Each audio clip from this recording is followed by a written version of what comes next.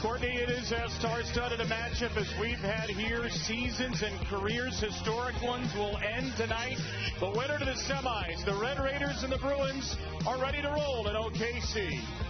The Texas Tech Red Raiders starting lineup brought to you by Capital One.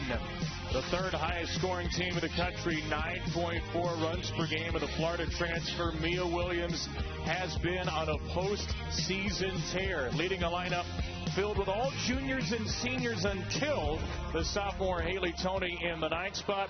Texas Tech 58-8 out of the Big 12. UCLA 53-9 for the Big 10. It's Taylor Tinsley in the circle against Williams. And away we go on a first pitch swing from Williams. Drilled off the top of the wall in center field. Inches away from a first pitch home run salvo as Williams ignites the Red Raiders crowd. Everybody better buckle up for this game. This is going to be a ton of offense. Mia Williams goes out and gets that curveball. She just smashes it. It says on the track man 227 feet. That had home run potential. How did it not get out of here? She squared that thing up. And all she has to show for it is a single because she hit it so hard.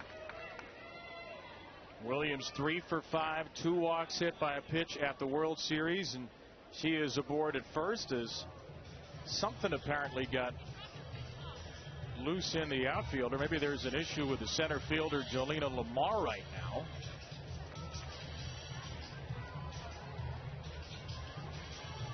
Looks like one of the communication devices, perhaps, as Lamar will get the sunglasses back on and be ready to go.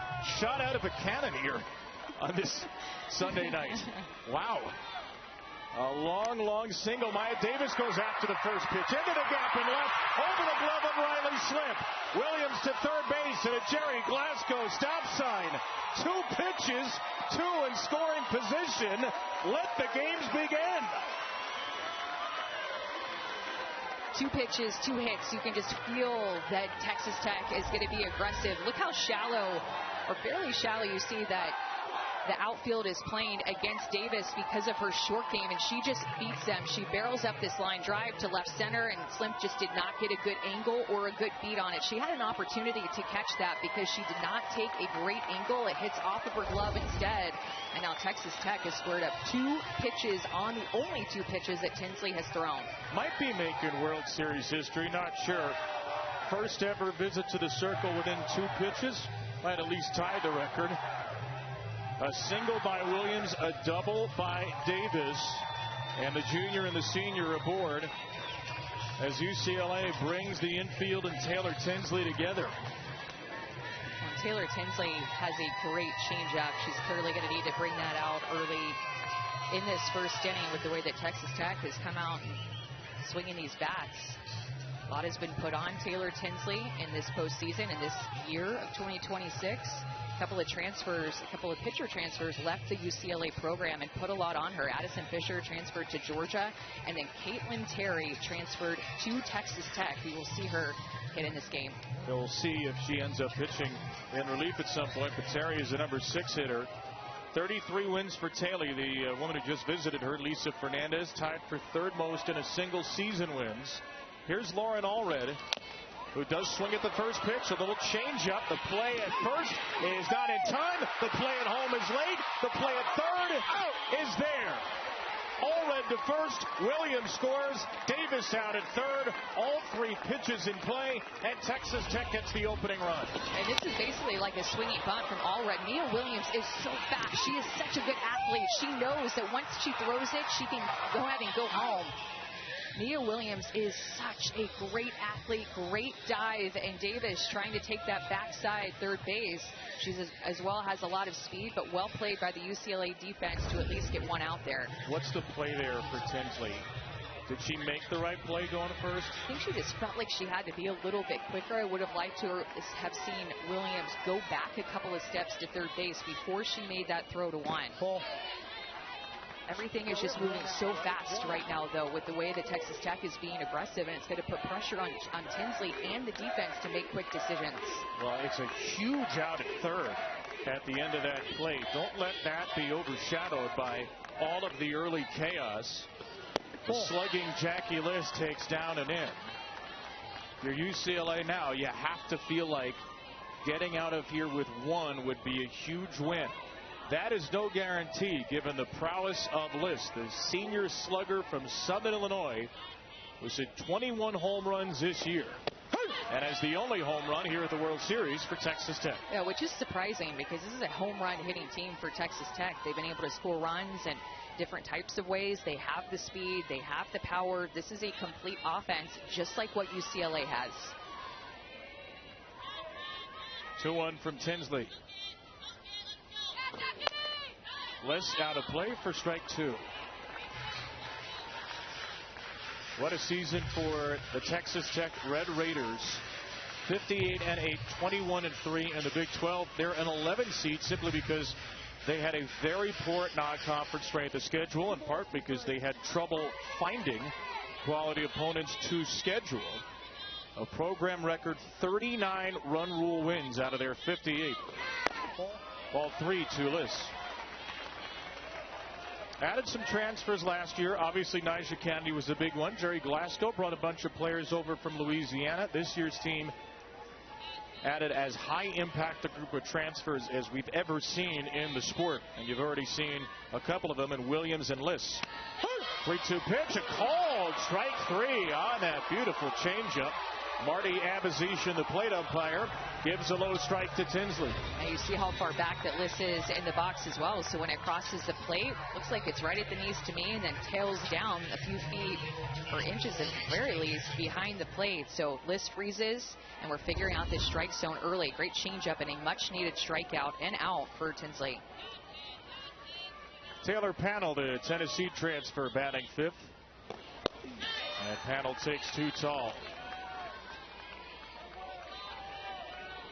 Taylor 1 for 7 here at the World Series. Did score the game-tying run yesterday against your old team, Tennessee, dashing home to beat out a sacrifice fly. Originally called out, but it was revealed she was never tagged.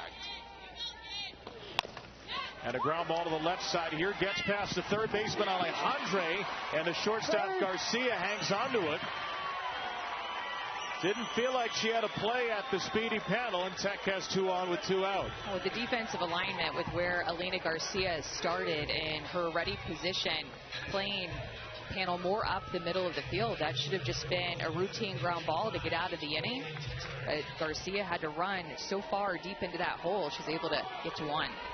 And now the former UCLA Bruin. The last time these teams met, here at the World Series just about a year ago, Caitlin Terry grounded out to end a UCLA loss to Texas Tech. And here she is, a Red Raider, trying to end the season of her old team. A strike from Tinsley to Terry. How strange this must be for the two of them. Not just former teammates, but two pitchers who anchored a World Series rotation a year ago. The new world order in college sports, and Texas Tech all postseason has had to deal with opponents of teams some of their players played for. Nia Williams with Florida, Pannell with Tennessee, and now Terry, who takes strike 2 against her old UCLA team. Well, you would think, all right, UCLA probably just knows how to throw her from last year, but Caitlin Terry is just a completely different hitter this year at Texas Tech than what UCLA knew her as. Here's the 1-2 pitch. In the air and foul. She totally changed her stance. She stands wide open, her hands really high. It seems like every time you watch Caitlin Terry hit, from March to now, she's standing even more wide open. So made some adjustments with head coach Jerry Glasgow, who also is the hitting coach. And this is a hitter that has really transformed her power, using more of her legs and thinking of herself as more of a power hitter this year, not just a punch and go hitter. 2 on, 2 out. Down and away for ball 2. And she has turned into a first-team All-American, and All-American for the first time. Top 12 in the nation in ERA and strikeout to walk ratio pitching. And second in the Big Ten in average and on-base percentage at the plate. The 2-2 pitch. On the ground, right side. Bragg is there. Tinsley takes care of Terry. Texas Tech leads 2 but gets one in a 4-hit first inning. The first 3 pitches of the game were hits. The Red Raiders certainly don't look ready to go home, and they'll have to deal with a high-powered Bruin offense when we return to OKC. Time to see the game's most historic offense. The UCLA starting lineup brought to you by Capital One. An 11-0 run rule rout of Arkansas Friday featured Megan Grant's 42nd home run. Now 5 clear the previous single-season record held by Laura Espinoza. She's hit 42 home runs. UCLA is over 200 as a team. And the Bruins are going to take their big bats and all their history into a matchup with Nyjah Kennedy. Her 17th appearance at the World Series, tying the legendary 3-time champ Debbie Doom of UCLA fame, the most pitching appearances ever at the World Series. Well, to get to see Nyjah Kennedy pitch on this field at the Women's College World Series 4 years in a row has been something so special for fans to watch. And she starts her 17th appearance at the World Series with ball 1 to Riley Slim. Not only familiar territory for Nyjah, but a familiar opponent. The 3rd straight season, the 3rd straight World Series where she's faced UCLA. She knocked them out 2 years ago with Stanford, beat them last year in the 1-0 game to send Texas Tech to the semifinals, and she can end the Bruins season and break the Bruins' hearts for a second time in 3 years. 1-1 to the All-American Slim. Ground ball over to shortstop. Haley Toney is there for the out, and that will set up the big hitters against this big arm. Well, the one thing that we've seen from Nyjah Kennedy every time that she has been here is a rise ball at 70 to 72 miles an hour up in the zone. The one thing that has gotten better all 4 years that she's been coming here is her changeup. It might be the best that she's ever thrown that pitch yet. She will absolutely need that pitch today. Megan Grant, first pitch swinging, a mile-high pop-up out of play. And the eyes of the softball world are on the 43-plus feet between Grant and Kennedy right now. The record 42 home runs for Grant, who homered off Kennedy here 2 years ago, and takes inside here for ball 1.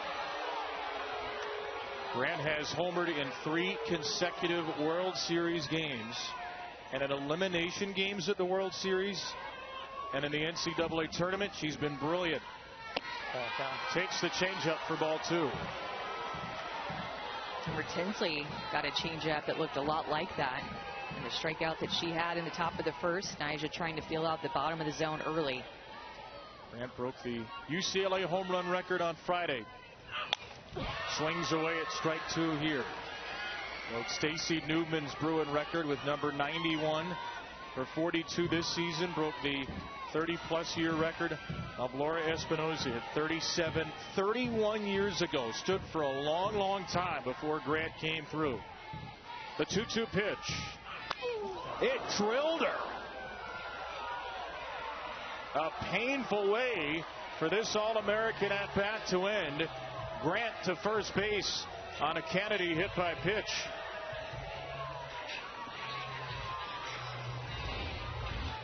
Savikola is telling the coaches to come over as that hits her on, looks like her back elbow. Painful, 70 miles an hour. You could tell Nyjah Kennedy was not scared to go in against her. Oh, it's going to hurt. She's smiling right now.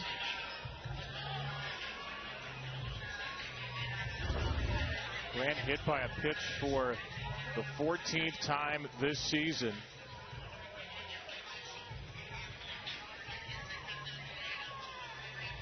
First it looked like it was headed for her rib cage. That ends up at the back elbow, so Megan will stay in there. Probably take a lot more than that to knock her out of a potential career finale.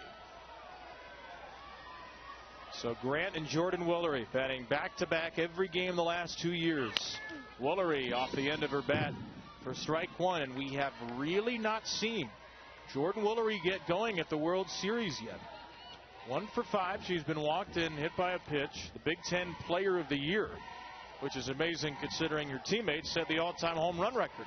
112 ribbies, hitting .492.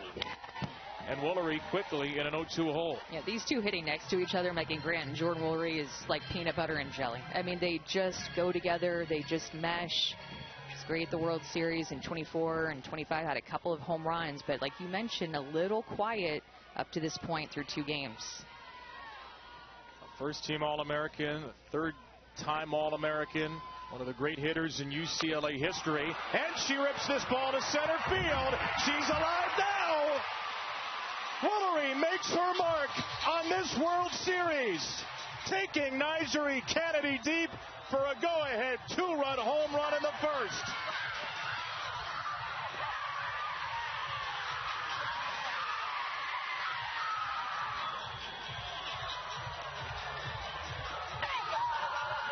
Just as we expected in this meeting, one punch met by another vicious jab. And Jordan Woolery has her first home run at this World Series. Look at this pitch location and how she gets her barrel up to this rise ball. There's not very many hitters that can hit this pitch out like that. Jordan Woolery, she is such a vet, having her teammates back after that hit by pitch and giving UCLA the lead.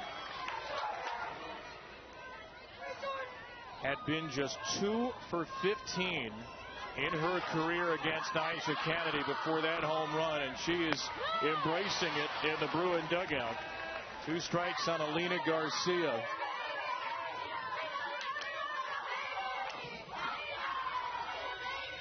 Even Kelly Anway Perez is smiling. I mean, that's the biggest shock of the game.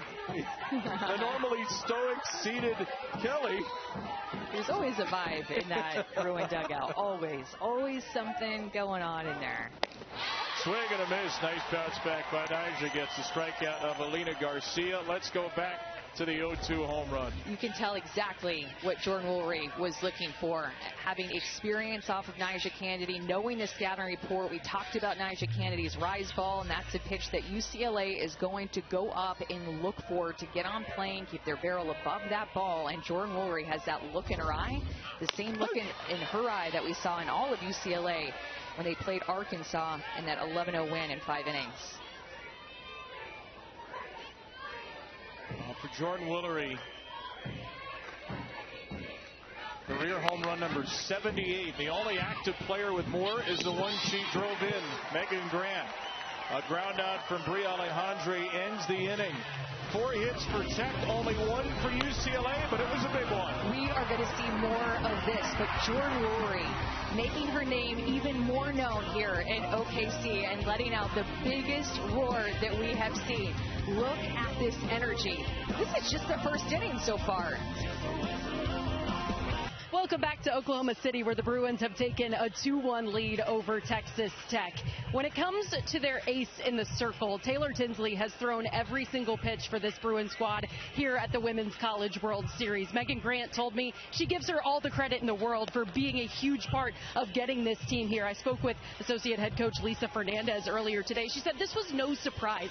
We knew all the way back in the fall, and so did Tins, that she was going to have to put in a lot of innings for us. She has been prepared for this mentally and physically from the very beginning of the season. She said no matter what happens today, Taylor Tinsley will be able to walk out of the circle knowing she has done absolutely everything in her power to help this team do what it's done this year. It's been an amazing run, Alyssa. We just saw some of the numbers. Some old school stuff, some Debbie Doom type stuff maybe. He's thrown every inning but 2 2/3 at the tournament for UCLA. Has thrown now 91 2/3, Amanda, of UCLA's last 100 innings, in part because the players she got out to end the first, Caitlin Terry, transferred to Texas Tech, and Addison Fisher went to Georgia. It's not that there's little pitching depth here. There's really not any pitching depth here, and Taylor Tinsley's numbers may have suffered, but her impact's been bigger than ever. I mean, Kelly Anway Perez told us all the way back in February that Taylor Tinsley has gotten in the best shape of her life and that she is going to be prepared for anything. I mean, she said all the way back in February that Taylor Tinsley was made and ready and prepared for this moment and for all the innings that were going to be put on her. And I know you're glad that we give a pitcher a little bit of love now, because it might not happen much the rest of this game with these two offenses. She deserves it. You know, Caitlin Terry and Nyjah Kennedy have gotten to share the load over at Texas Tech. Jazzy Burns out of play for strike 2. But it is a hard position to be in as a pitcher, to know that there are some options behind you, but really you are the best option no matter what, no matter how tired you are, no matter how many runs you've given up, that you are going to be the one in the circle. And it gives you confidence to know that you have this UCLA offense to have your back.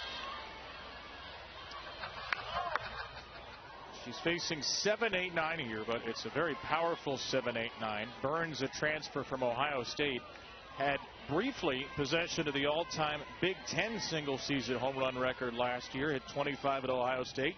Megan Grant took that away at the end of last season. And Burns, another first-year Red Raiders, had a great power-hitting year. Ball, but she is 0 for 7 with 3 strikeouts here at the World Series. In fact, Texas Tech is coming off a 2-1 loss in 9 innings yesterday, where Carlin Pickens and Sage Margetko of Tennessee shut them down.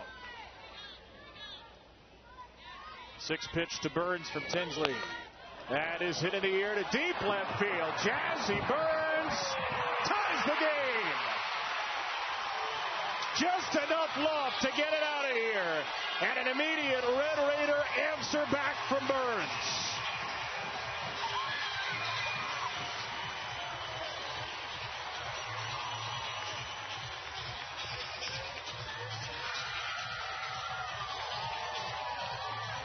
Jazzy Burns can hit it out just like that, but she has been quiet at the Women's College World Series. 0 for 7 with 3 strikeouts, and as a home run hitter, putting up big home run hitter numbers last year.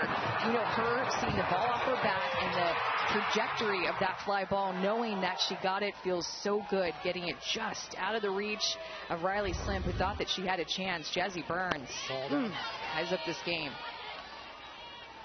Like I said, glad we talked about the pitchers coming into the inning. Burns 8th in the Big 12 in home runs, 9th in slugging percentage. Her first home run, in fact, of the NCAA tournament. Number 8 hitter is Laggy Quiroga, the Tech catcher. And a strike with a changeup. Well, these pitchers are going to have to be so careful throwing rise balls. Taylor Tinsley's going to have to be careful. If Caitlin Terry comes into this game, she'll have to be careful, and so will Nyjah Kennedy, of course. Of the home runs at the World Series so far, 14 have been hit out on rise balls.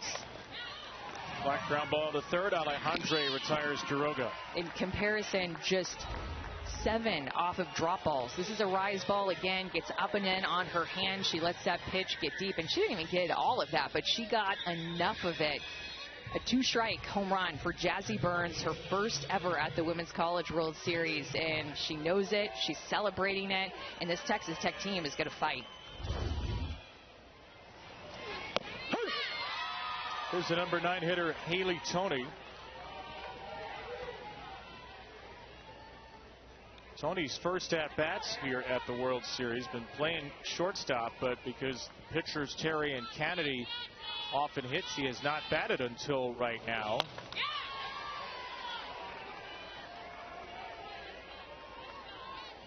There is Jerry Glasgow, the second-year Texas Tech head coach, whose team has already surpassed the run total from yesterday's 9-inning game against Tennessee and matched the hit total.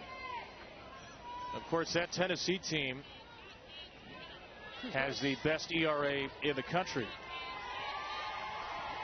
This UCLA team has the 134th best ERA in the country.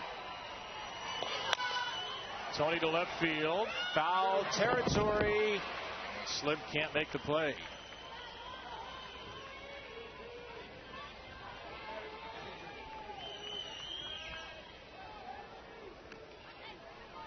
Last year these teams met in the 1-0 game, and it was a 3-1 final, and Toney had the big hit, a game-winning 6th-inning homer. She is back as a sophomore, wearing the Captain C on her jersey.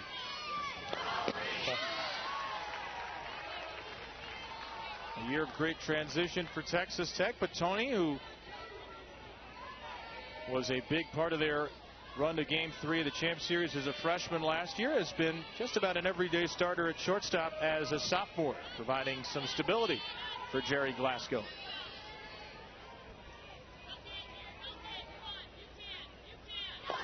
Yeah, she has some really good opposite field power that we've seen in her first couple of years playing collegiately. Beautiful swing, good range at shortstop. She is just such a good athlete.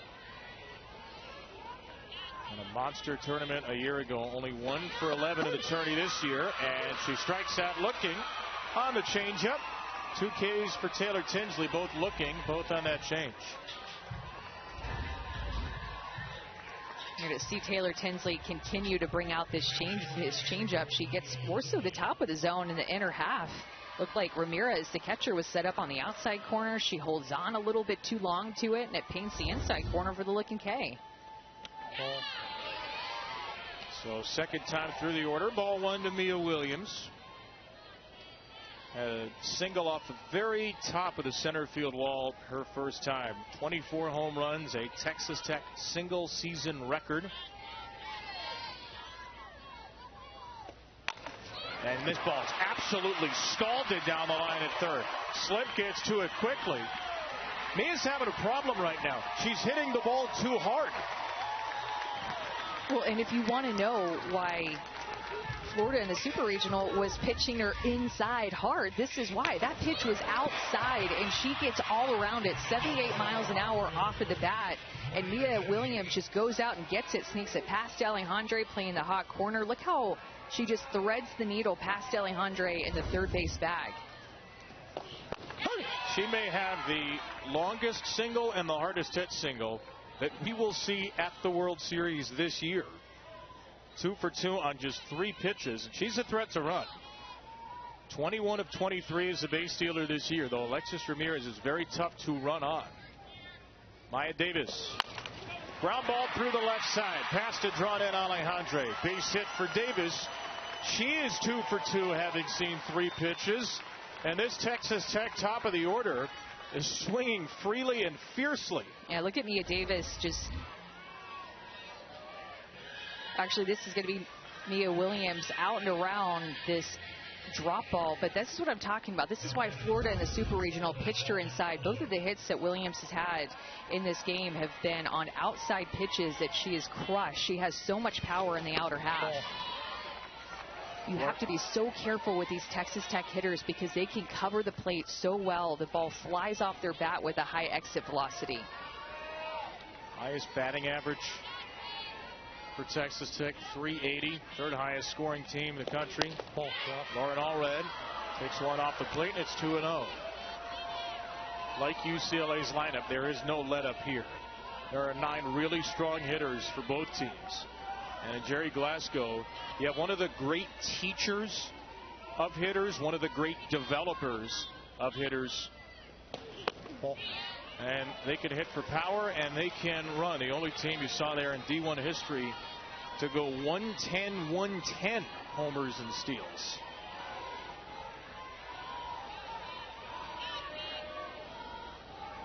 (3-0) for Allred. Very patient hitter. Takes a 3-0 changeup.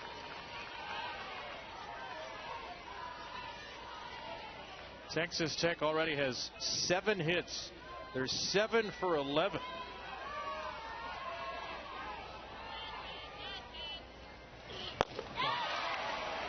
And that's an Allred walk. Mike Burwell says no swing. So home run by Burns. Tinsley got the next 2 out. And then single walk. Load the bases for Jackie Liss.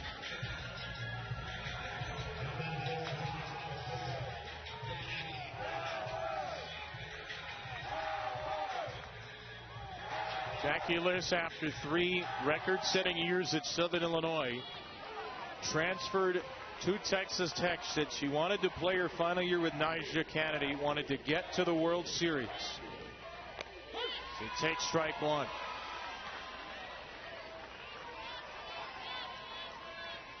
Kid who said her goal is to take 500 swings a day. Comes in here 13th in the country in RBIs. Knocked in 74. I feel like Liss has been one of those players in her career that just has completely flown under the radar, just has been underrated, has gotten hot as of late, and every year of her career she's had more walks than strikeouts. Third-team All-American. Ready for a bases-loaded 1-1. Did not get the changeup. Little inside. It's 2-1. 2 balls, 1 strike. A 27-pitch inning for Tinsley. Good speed around. Williams, Davis, and Allred. Third to first. 3-1 to Liz.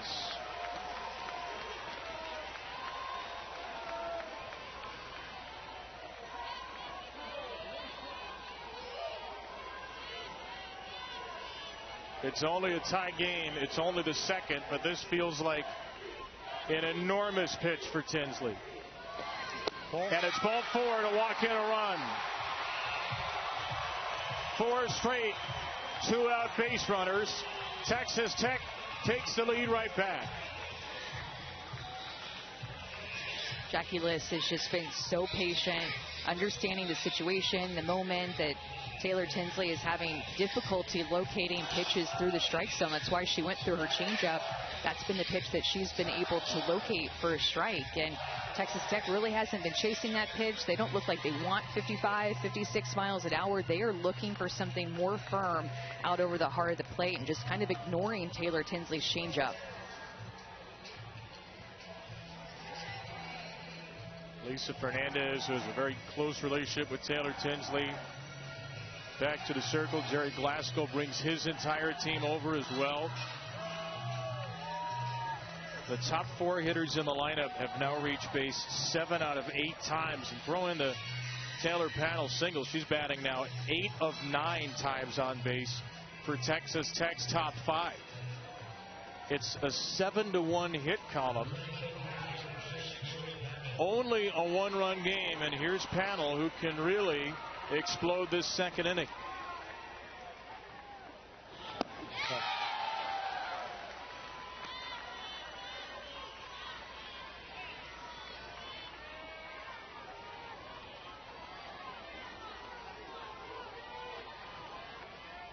An infield hit for Panel her first time. 2 for 8 at the World Series. A great career postseason performer. Takes ball 2.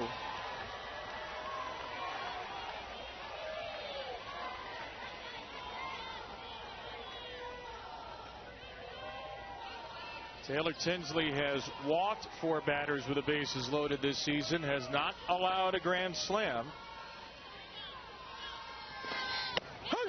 Got a strike with a changeup. Just trying to figure out, I think, what she can locate on the corners for a strike. Texas Tech is having quality at bats, showing a lot of patience. They know exactly what they're looking for, and they're not swinging until they get it. This will be the 33rd pitch of this marathon inning. Inside, ball 3. Just seems like she's going to have to come with that changeup again. It's the only pitch that she's thrown for a strike, and a couple of batters now. None of the last 3 batters for Tech have even swung the bat at this point. And Panel will take strike 2. That was middle, good pitch to hit, but you could tell it looked like Panel just full take, trying to make Tinsley find the zone. Since the Davis hit, they've taken 15 consecutive pitches from Tinsley. 11 have been balls. Bases loaded, 2 down. Start the merry-go-round on 3-2. Panel knocks it foul. Little extra velocity for Tinsley there, up to 68.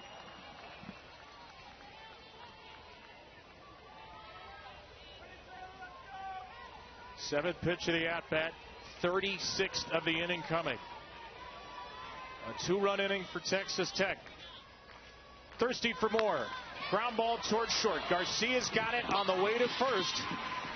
Texas Tech has stranded 5, but they have scored 3, and they tied it right from the get-go with Jazzy Burns. Her first to the Women's College World Series. Jazzy Burns gets in on this home run action. Back and forth, a punching match. This is how it's going to be all game long. Jazzy Burns, have yourself a swing. Najri Kennedy burst onto the scene, leading Stanford to the World Series in 23, the National Freshman of the Year.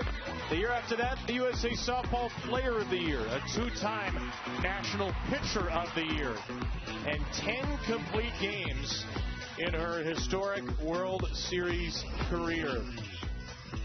One of the great careers for any collegiate softball pitcher. 4 World Series, 2 teams took Texas Tech to within a win of the championship series, and of course last year signed the first $1 million NIL contract in softball history. Into the portal after 2 years at Stanford. Has done her best to embrace the historic deal and the historic pressure that she's faced, and has done just about everything, Amanda, you can do as a collegiate softball player except take home a national title. And Nyjah Kennedy is iconic, and we have followed her since she was just a baby freshman at Stanford, leading then to the Women's College World Series, and watched her grow up and get the first contract, get the second contract to stay at Texas Tech. Kanaya Bragg waits back on her changeup and knocks it into left field. Second hit for UCLA. But when you watch Nyjah Kennedy pitch, especially as a freshman, when not very many people knew about her and she came onto the stage for the first time, she just captivated fans. She captivated us because of this energy and this big rise ball and how dominant she was.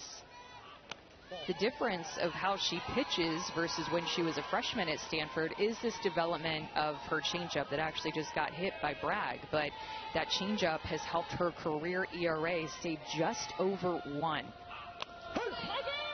And a strike to Alexis Ramirez. Kennedy led the nation in ERA in back-to-back seasons. A 3-time All-American. A 4-time first-team All-Conference player.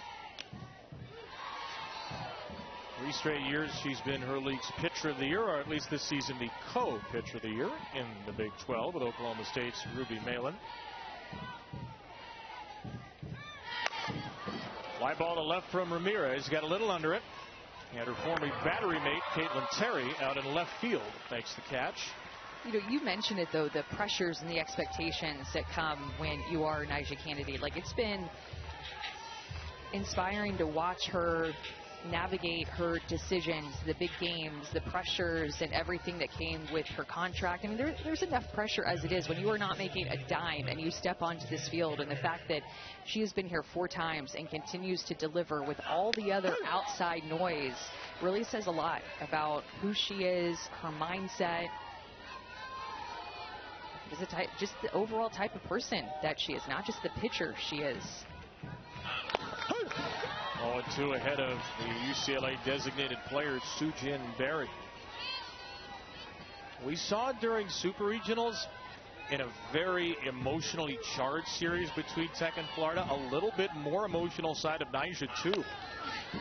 Some of the reactions she had after strikeouts and big outs that series felt like a little more of a release than we've seen in the past. Pitcher who will be going to the AUSL was the 2nd overall pick for the Texas Volts. But her college career is winding down. Strikes out Berry, 71 down and in, and the 2nd K for Kennedy. It's a good height for this pitch. Screwball in the outside corner, moves away from Berry. Pitch that curveball and screwball, so a little bit more east and west. Nyjah has been throwing in the NCAA tournament, and she's given up some runs, right? In regionals and super regionals, she's been better here. But when you look at, oh, that almost was a great catch. It went off of her glove, and she's so bummed. I'll give it back to her. No, it's going to stay on the field. But when you look at what has been hit off of Nyjah Kennedy in regionals and supers, and has given up quite a few home runs for her standards, giving up 6 home runs in the NCAA tournament, and actually make it 7 with the one that she gave up today. It's her rise ball that hitters are really keying in on.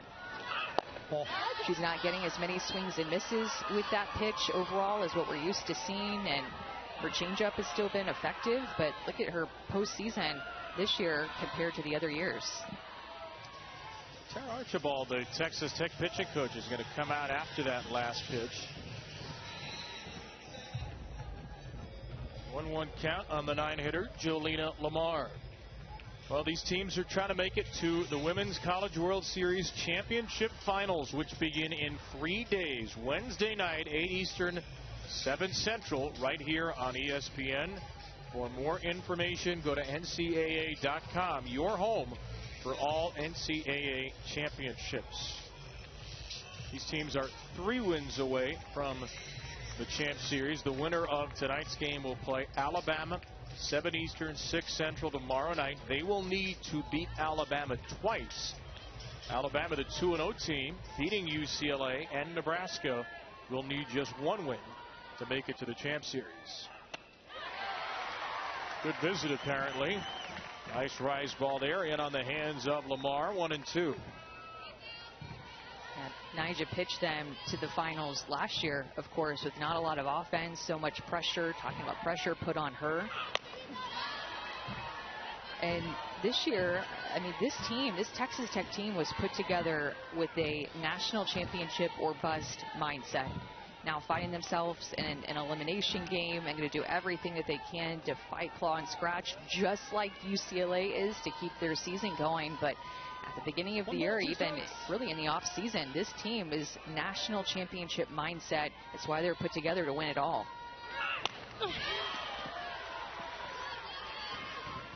Quite literally, in the NIL world, there is a ton invested in this team. They added Williams, they added Liss, they added Panel, they added Terry, Burns, and Quiroga. Desiree Spearman not playing today, a high-profile transfer. Just doesn't get the call there on a pretty good-looking changeup. And Marty Abizishan not happy about what Jerry Glasgow had to say. The pitch that Jerry certainly thought was at the knees. Thought that should have been a strike and caught the bottom of the zone. Looks like Marty may have given a warning, the plate umpire. He's asking if that pitch was out because he felt like the height of it was okay. That certainly had to have missed off the plate one way or the other. And not to compare just pitch to pitch, but the changeup we saw Taylor Tinsley get Jackie Liss on in the first inning certainly looked lower than that last one. Keeps Lamar alive on a 2-2. Bragg at first with 2 outs in the second. 3-2 Texas Tech. And that changeup is strike 3. If at first you don't get the call, try again. I love it. Going right back to it. Okay, you didn't call that one. That one was a little bit too low for you. So how about this one? I'll bring it up for you, a ball. She has such good command, belief in that pitch. On the biggest stage, she knows she can nail it. And there's the Nyjah stomp. You can expect this face in the circle for UCLA the last couple of years. Caitlin Terry, 5 starts as a Bruin at the World Series, a 2.82 ERA. Often started and had Taylor Tinsley finish in a 1-2 punch that led UCLA to the World Series the last couple of years. 41-8, 2.50 ERA. Pac-12 freshman of the year at UCLA, but went into the portal after the season. One of the big names in the portal. It ends up like a lot of these transfers at Texas Tech. And flips his first pitch from Tinsley out into left field. 1 pitch for Tinsley in the third, and 1 out. As fate would have it, Texas Tech and some of their players keep rolling into old friends here in the postseason. They went to Florida in the Super Regionals. Mia Williams, a Gator, the first 2 years. Mia had a big series, and they beat them. Yesterday, faced Taylor Panel's old team in Tennessee. Taylor scored the tying run, but the Vols knocked Texas Tech down into this elimination game. And Terry is 0 for 2 here against her old Bruin teammates. Strike 1 to Jazzy Burns, who's homered. I was going to ask you, the at-bat's over, but I'll ask you anyway. How would you imagine this matchup would go if a team that has seen Caitlin Terry for a couple of years and probably knows how to pitch her versus a pitcher in Terry who's probably very aware of how Taylor Tinsley likes to pitch? A lot of information flowing in the dugout, that's for sure. All about Tinsley when Caitlin Terry is probably going in. This is what she likes to throw. This is what I know is her favorite pitch. This is what we talked about in the bullpen, or go-to pitch. I mean, there's just so much connection that happens in a bullpen when you're on a pitching staff, and information that's shared that you would never share with another team about your fellow pitching mates, but you get to know them so well. So I think edge goes to Caitlin Terry to relay that information to the rest of these Texas Tech hitters about Tinsley.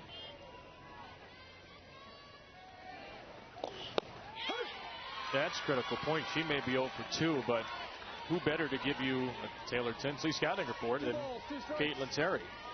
Well, there's so much information on a senior like Taylor Tinsley anyway. There really are no secrets, but when you're Caitlin Terry and you've had that closeness with somebody like Tinsley, then you know even a little bit more than what the scouting reports provide. Swing and a miss on a changeup. 3 strikeouts have all been on the change for Tinsley. Getting a chase with this one too. She's able to throw this pitch at multiple different levels through the strike zone and then pop it in right there in the dirt. A lot of confidence in her catcher, Lefty Ramirez, back behind the plate to throw that pitch in the dirt, and she can just smother it and get the tag out. But Taylor Tinsley and Nyjah Kennedy have settled into this game. Tinsley looking for her first scoreless inning against the catcher Quiroga. A transfer from Cal to take strike 1.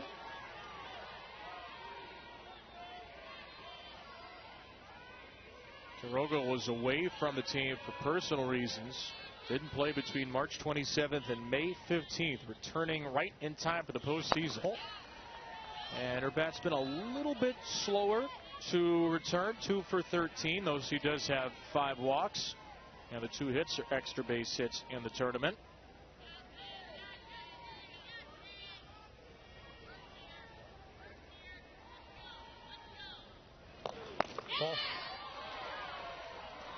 And another player who's seen UCLA a couple of years ago, of course. Cal and UCLA were in the Pac-12. Missing all of April. Jazzy Burns caught some, as did Victoria Valdez. 3 catchers who rotate on this team.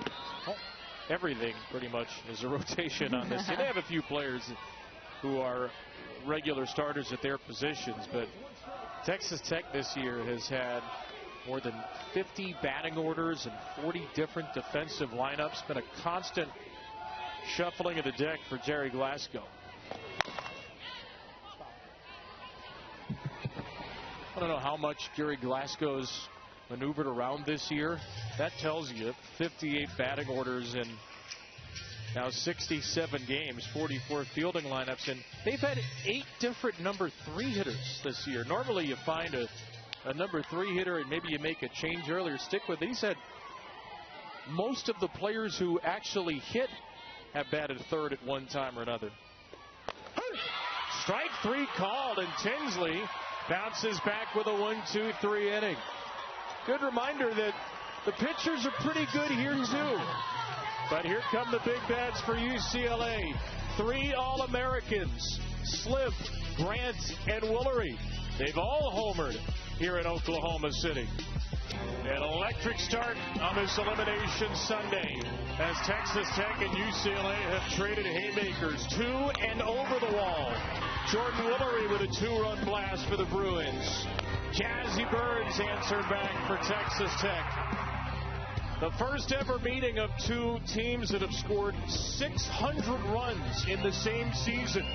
2 of the 4 highest scoring single seasons in Division I softball history. And a 3-2 edge for the Red Raiders here on the Oklahoma dirt. Kevin Brown and Amanda Scarborough in the booth. Alyssa Lang downstairs, and our fantastic ESPN crew with you. The winner of this game plays Alabama tomorrow night at 6 local, 7 Eastern. The losing team is eliminated. Some of the great seniors and players of this era will see their careers end tonight. Nyjah Kennedy, one of those seniors, facing the sophomore Riley Slim. And Slim elevates the ball to left. It gets by the former Bruin, Terry. Slim to second base, and she'll hold there. A misplay by Terry in left field turns into a Slim double. Yeah, misplay ball by Terry, just a tough one. You see how that line drive off the bat just drops down. like a drop ball, just misplayed, doesn't keep it in front, didn't get a good read off of it. All around tough break for Terry out in left field, and Riley Simp is going to go ahead and make her way to second base, and Terry is going to come out of this game. Logan Halliman will go into play left field. You see Caitlin run into the dugout, and the way this team goes, you wonder, is she coming into the dugout and going out to pitch? And the answer is she'll go out to the bullpen. Yeah, it may have been a reminder that maybe Jerry Glasgow meant to do that before the inning right. started, and then the ball goes out to Terry, and he's like, I forgot to pull her to go warm up in the bullpen. This is pitcher, hitter, defender type things that happen. You know, this is how it goes sometimes. That would be a big mistake if indeed he did intend to do that. We don't know if it was reactionary. But get ready here for the constant lineup shuffling for Texas Tech. So Halliman comes into play left. The Red Raiders also have a new catcher in this inning. Quiroga struck out to end the third inning. And Texas Tech has Victoria Valdez back there. They really like the chemistry between Nyjah Kennedy and Valdez, who was her primary catcher last season. So Megan Grant is the batter. And here we go again for the single season home run leader. Hit by a pitch her first time. Grant ropes it foul, and it's 0-2. In elimination games in Megan Grant's career. Pretty darn good on this stage. Only strikeout 2 years ago against Nyjah.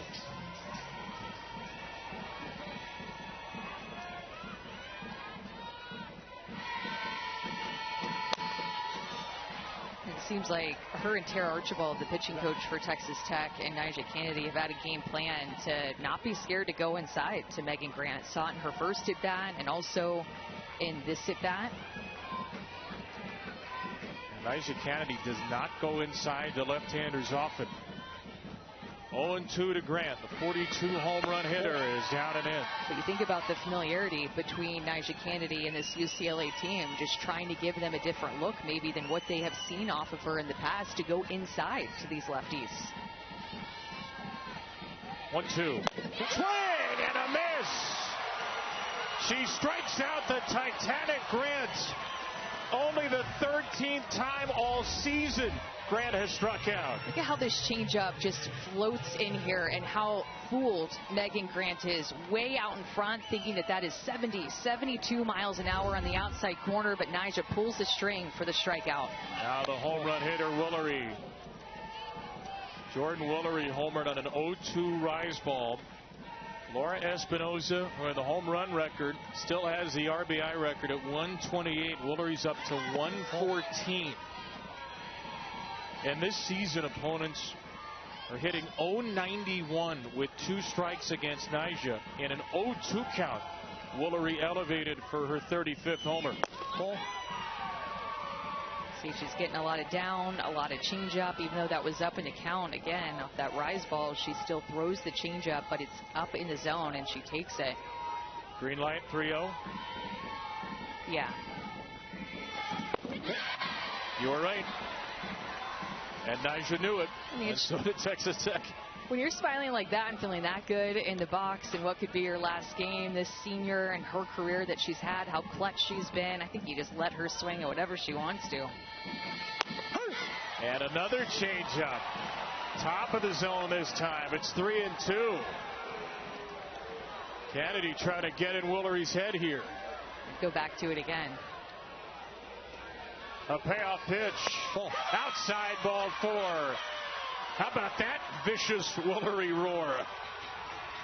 And the smile returns to her face as the Bruins get 2 on, their first walk of the game. That was a great at bat. After how Nyjah Kennedy was feeling that changeup, I would have gone right back to it.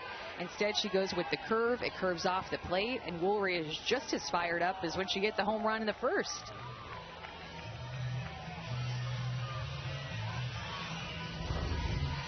A big hug for her former teammate, Savvy Pola, the Bruin first base coach. Tara Archibald's out for the second time to talk to Kennedy.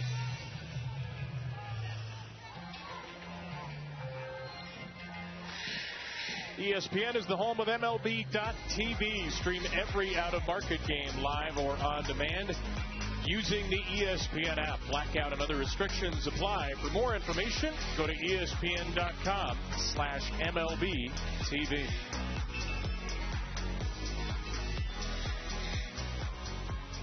Well, the top 3 hitters for the Bruins have reached base 4 out of 6 times. The 4 through 9 hitters were just 1 for 6 against Kennedy first time through. And Alina Garcia takes a pitch up and in. Get that off the bat. Marty Abizishin is asking Matt Dial at second if he had that off the bat or off the batter, and it's called a hit by pitch to load him up for Brie Alejandre. That sounded like that to me when we watched it live, but if it is off of her arm, yeah. Hard to tell trying to go up and in. That sound was so loud as if it was off the knob with the bat. Garcia also took it like a champ. Bases loaded for Alejandre, the freshman phenom, and she is hit as well.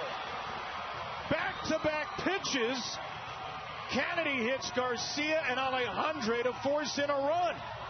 She's hit 3 Bruins in the game, and she may be out of this game.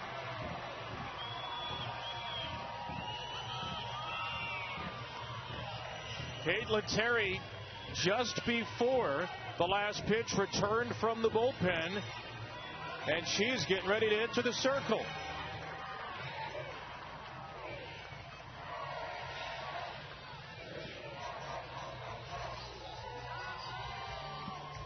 Just the 3rd time in Nyjah's career she has hit 3 batters in the same game. She does so in just 2 1/3 innings.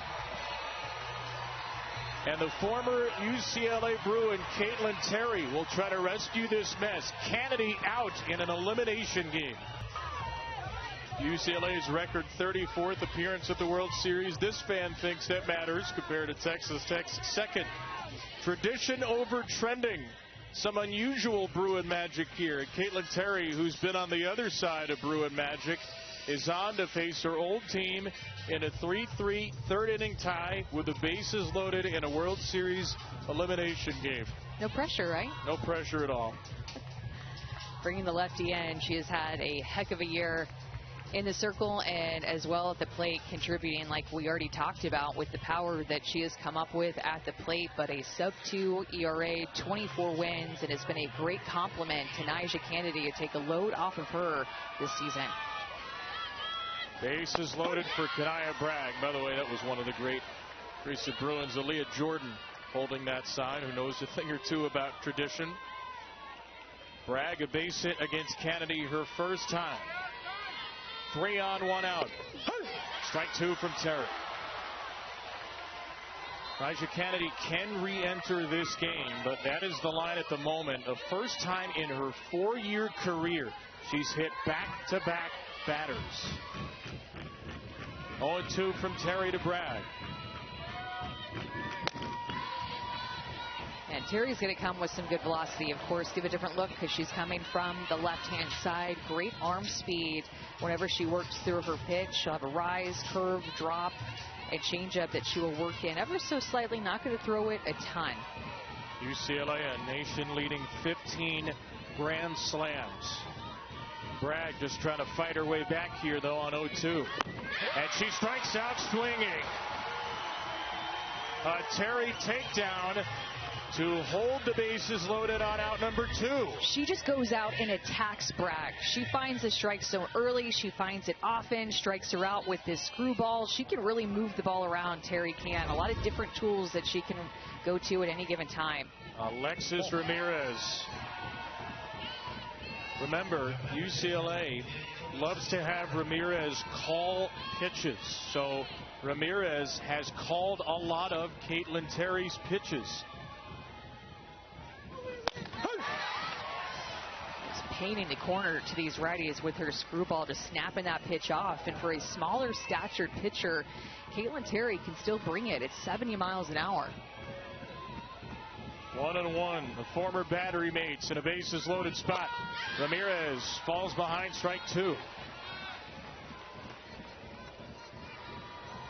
Alexis Ramirez often tried to think the game when Caitlin Terry was pitching. Now she's got to think, what would I ask for Caitlin to throw right now? And what is this new version of Caitlin Terry going to throw me? 3 runners on via 3 passes. A run across in the inning. The 1-2 pitch. Ramirez to center field. Hit it high. Not deep enough. Davis is there. Terry gets out of a bases-loaded jam. The game tied again, but the former Bruin makes sure it goes no further. Here with Texas Tech head coach Jerry Glasgow. Coach, you make the pitching change in that last inning. What do you need from Caitlin to finish it out for you? Out. Need out. We just need to throw strikes, trust our defense, and just go at them. Your bats were hot early. What's the key to continuing that? Be aggressive on strikes. You know, we just get good pitches and be aggressive. We're ready. We really had a great BP this morning, another great BP this afternoon. I think I had the machine dialed in right. We just got to pick out the right pitches and be aggressive. Thank you, Coach. Thank you. For Jerry Glasgow. They go everywhere. Couple of different BPs against Caitlin Terry, who got off to a tough start in this game. 0 for 2, a miscue in left, but certainly redeemed herself with 2 big bases loaded outs in relief of Nyjah Kennedy. Top of the lineup, Williams and Davis have seen a combined 6 pitches. They're 4 for 4. They're due up after Haley Toney, and Caitlin knows where the camera is. Jerry Glasgow said it's unbelievable how much these players care about each other. Said it's one of the closest teams he's ever had. Trying to dispel what the softball world thinks of Texas Tech and, you know, the quote-unquote villain status that they've gotten with all these transfers. Players have talked about how close they've become, particularly in the postseason. Haley Toney with a ground ball. That will get through for a leadoff base hit. And Kevin, that's often the question, no matter the sport, right? When you have a lot of new faces, how are they going to gel together, especially a lot of superstars? Well, Caitlin Terry said this week, the way this team came together is just insane. It's what makes us so dangerous. She said, we have unbelievable chemistry on and off the field, and we really take playing for each other seriously. And Mia Williams, one of those transfers, is hit. Now, dangerous things usually happen to Texas Tech's opponents after Mia Williams gets hit. And it's first and second. Nobody out on 2 pitches here with Maya Davis coming up, and Jerry Glasgow is going to bring him over. Mia has been a magnet in the postseason. She got hit 5 times at Florida, and she's now been hit twice at the World Series. Well, both of her hits have come on outside pitches, and it's like if you go away from Mia Williams, you need to go like 2 balls off the plate away, and if you go in, you have to go hard in. She has so much power. She's very difficult to pitch to, and she's really started to hit the inner half better this year than what we saw her hit at Florida when she was there for 2 seasons. A home run hitter there, but a more well-rounded hitter, I would say, to be able to hit different types of pitches in different parts of the plate than her first 2 years as a Gator. First 61 games hit by a pitch just 4 times. Her last 7 hit 7.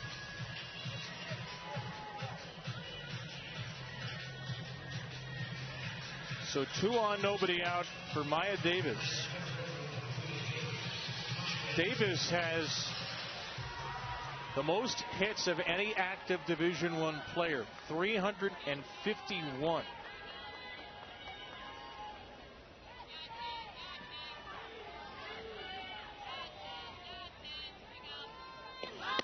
Here she'll show a bunt.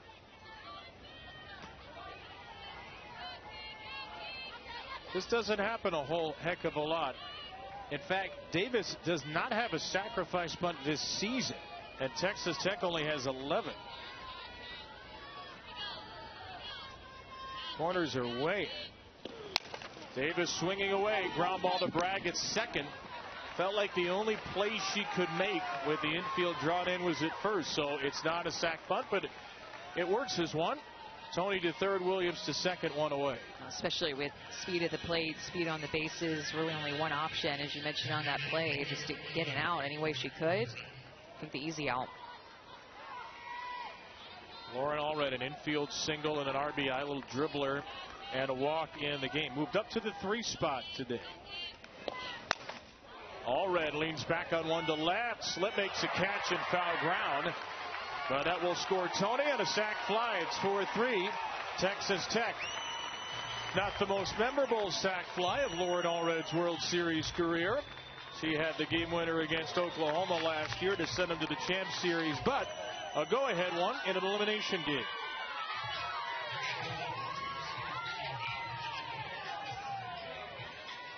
A second RBI of the game for Allred. And here is Jackie Liss.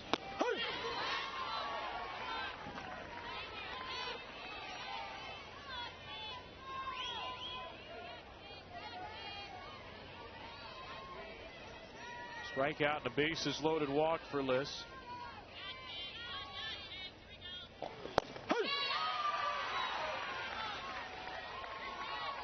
Texas Tech yesterday had 10 base runners in 9 innings. In the game against Tennessee, they have 11 base runners, and they're not yet through the 4th this evening.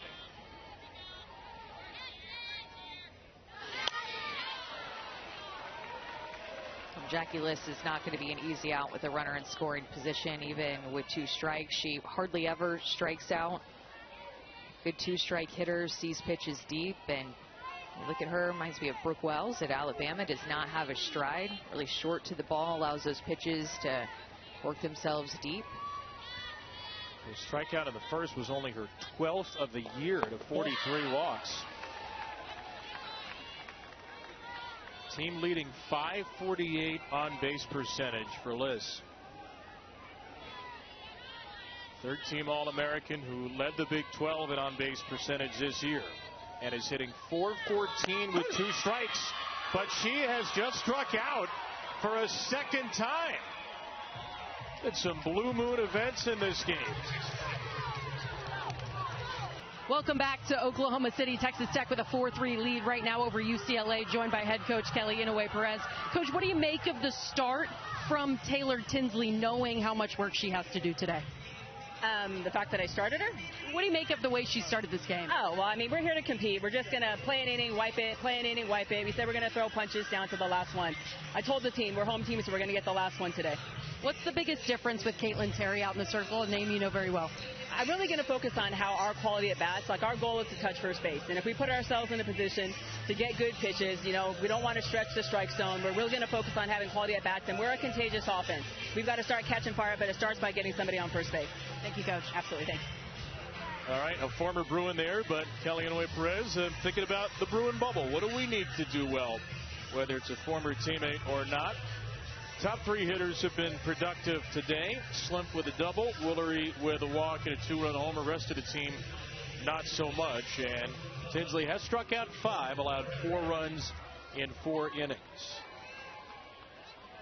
Caitlin Terry is going to face 8-9-1 here. Sujin Berry as Terry misses low to Berry.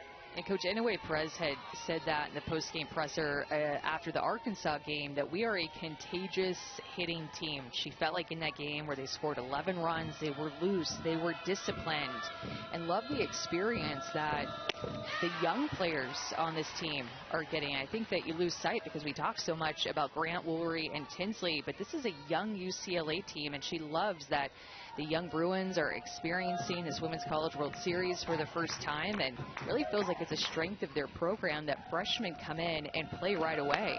We've seen that year after year at UCLA. They recruit very well. They get freshmen to come in that are big-time difference makers and ready for the big stage.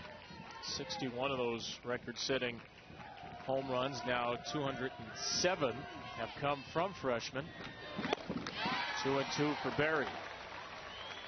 This is a young team. Grant and Woolery are the only 2 seniors in the UCLA lineup.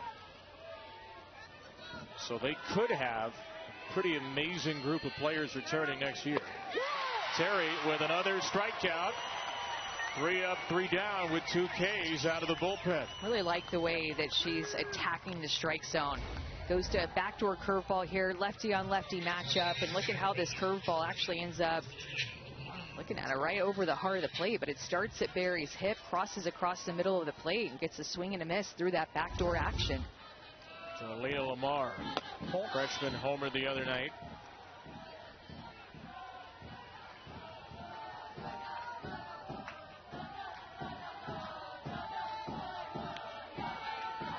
Both Terry and Kennedy have pitched all 3 games here. The days of Nyjah Kennedy being the one and only workhorse ended this year. Kennedy had a stretch between the end of 2023 and the end of last season's Champ Series where she threw 9 complete games in a row for her teams. And it was very important for Jerry Glasgow this year to get another pitcher to help take the load off of Nyjah. In that stretch, she threw 997 consecutive pitches for her teams between 2023 with Stanford and 2025 last year. 1 inning, 5 runs in the decisive Game 3 against Texas. She was taken out. Much different this year with Terry, who statistically has actually been a better pitcher. Now, fewer innings, but a 1.67 ERA, a little bit better than Kennedy's 1.74, and she has been a little more effective in the postseason. That's a big drop for Nyjah Kennedy. 69 fewer innings compared to last year.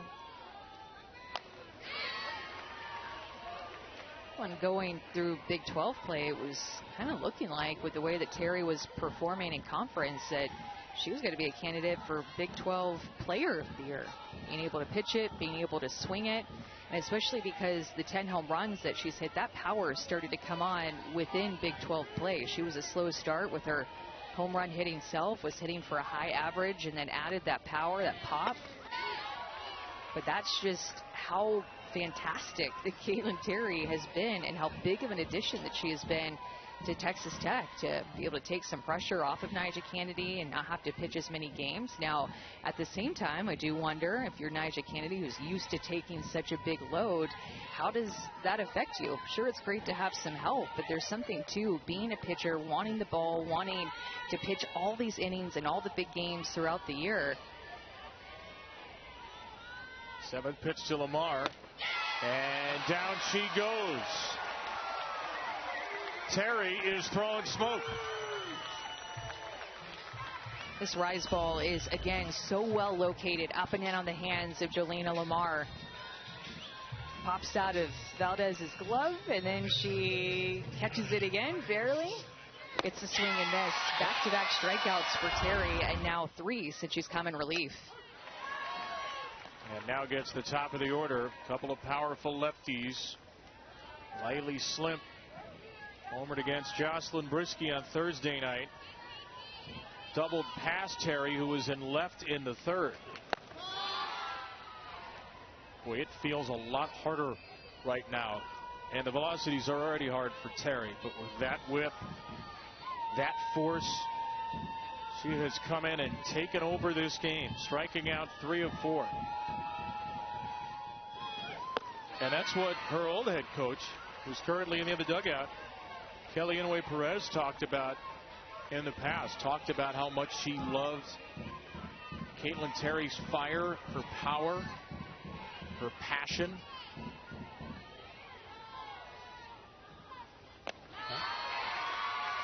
Ball's behind, 3-1. In fact, she told us at the World Series last year, Kelly, that Caitlin Terry reminded her a lot of Rachel Garcia, how unfazed Rachel would get in the circle.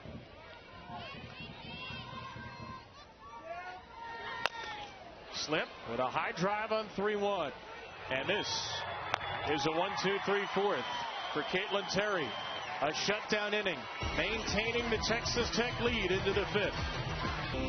One of the many big swings of the World Series so far. The swing that effectively sends second-seeded and defending champ Texas to the double elimination semifinals. They'll have to eliminate Tennessee by beating them twice. The Lady Vols need just 1 win.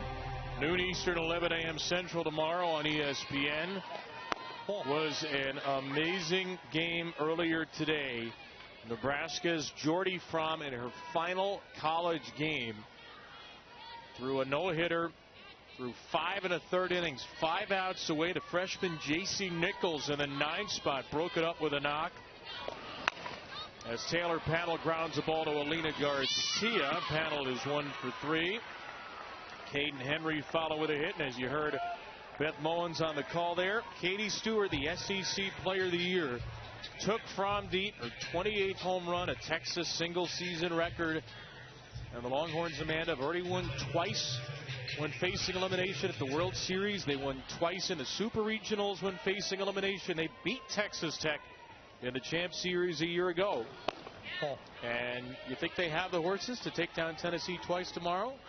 I think that they have the experience and the mindset, and they seem to play best when their backs are up against the walls. So Lali Gutierrez, of course, pitched well in the Super Regional. She's going to have to be a force alongside Tegan Cavan tomorrow if they want to play too. And a deep Tennessee pitching staff as well. So it's going to be electric tomorrow. Last year, Texas ended Tennessee's season in the semis. This year, Tennessee beat Texas in the opening round to knock them into the losers bracket. A well-versed matchup. Caitlin Terry, who is currently the leading pitcher, fouls one away from Taylor Tinsley. Well, we talked about her stance change from UCLA compared to what she's doing at Texas Tech. I mean, look at the difference. Square to the plate, her hands are different, completely wide open. Jerry Glasgow thought that she had the potential to hit for some extra home runs, and what she did at UCLA, she said that, or he had said that she hit home runs in high school and started out hitting for Texas Tech and just was not very powerful, not very aggressive. And he said to her, why every day at BP do I watch this home run hitter, and then when the game starts I watch bloop singles and more of a punch and go type hitter? He wanted her to use her legs more, to coil her hips and drive her legs. That's what he tells her whenever they talk at practice or talk in games, and that has gotten her to hit more home runs. Dangerous count here for Tinsley. 3-1. No swing by Terry, and that'll be a walk. So Caitlin Terry is aboard for the first time. School record 37 game on base streak this year. She is aboard with a 2-out walk, or a 1-out walk, beg your pardon, for the home run hitter for the second, Jazzy Burns. Well, just to put a bow on what Jerry Glasgow thinks of Caitlin Terry, he thinks that she can hit 20 home runs next year. That's the type of power that is in that smaller stature, and with his help and leg drive that she can provide with his coaching, thinks that she can do it.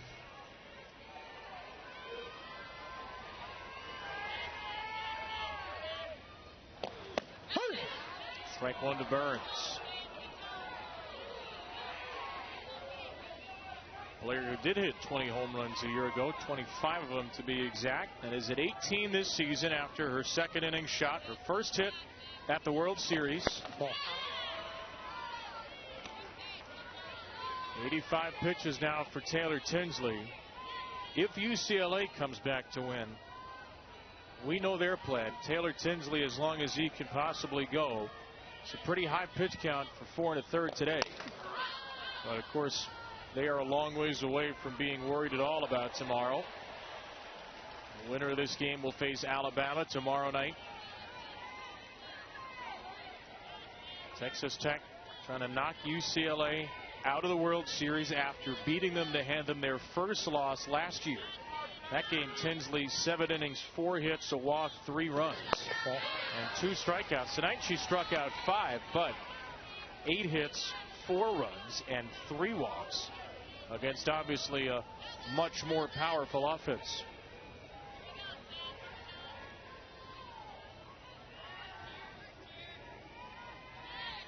One on, 1 out for Burns. He takes ball 3 and is in a full count.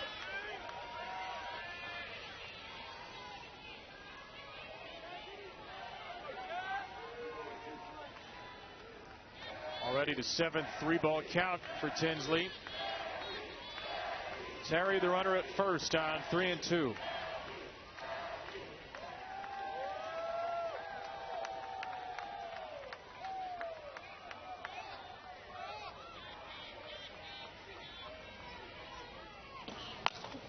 Powered foul. Look out, Alyssa.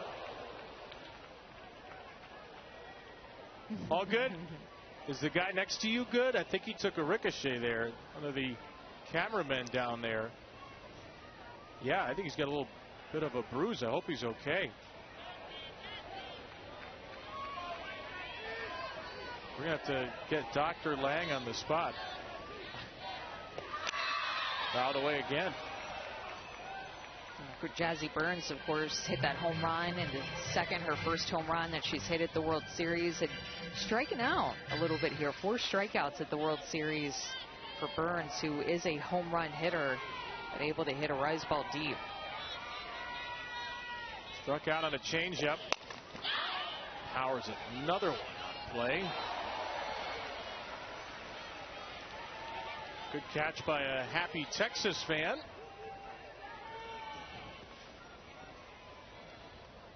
If anybody is looking at their phones in the ballpark at this point, you're in for it. The way Jazzy Burns is blistering pitches into the seats and camera wells.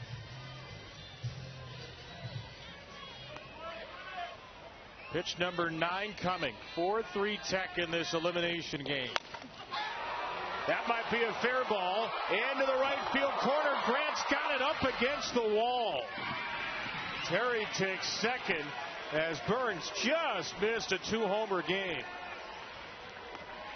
Well, and the wind is blowing a little bit toward left field. I think it knocked it down just a little bit.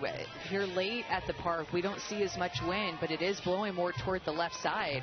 That looked like it had the distance to potentially get out of here. That little bit of wind, it hung up there, and I think knocked it down a little bit.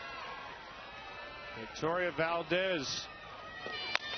First pitch swinging in the left center field. Who's going to get it? Oh, it's Slimp. Another outfield collision. We've had several of those here at the World Series, and Slimp hangs on for dear life in a scoreless 5th. It's a 1-run game with the best 1-2 punch in a single season in college softball history. In a history of Division I softball, there has never been a duo with 76 combined home runs in a season until Megan Grant and Jordan Woolery, playing each in their 243rd game, all at UCLA. Both All-Americans, both first-team All-Americans in back-to-back years. Committed to UCLA way back in 8th grade. They have been as close as can be since they were 12 years old. And you may be looking at the final at-bats, depending on how this game goes, for this historic All-American duo. Grant and Woolery. They need to win this game to extend their careers, and they need to solve their former teammate, Caitlin Terry. Remember, they told us there was a time their sophomore years where Kelly Inouye Perez made the mistake not putting them back-to-back in the lineup. They went 2 for 8 and made sure that their coach knew about it the next day, saying the vibe was just off, so we had to go and talk to Coach I about it. Well, Grant has already struck out once in the game, only her 13th strikeout of the year. That was against Kennedy. She is in an 0-2 hole here against Terry. Perfect in an inning and 2/3. And Grant sends a high fly ball to left field, shy of the warning track. The new left fielder is Michaela Garcia, and she retires Grant.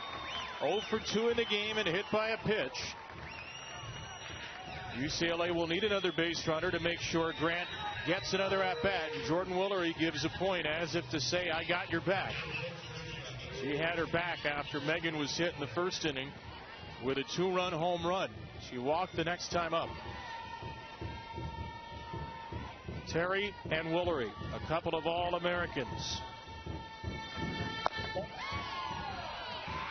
Her home run was Afanasia Kennedy on an 0-2 rise ball that she just went up and got it back in the first inning.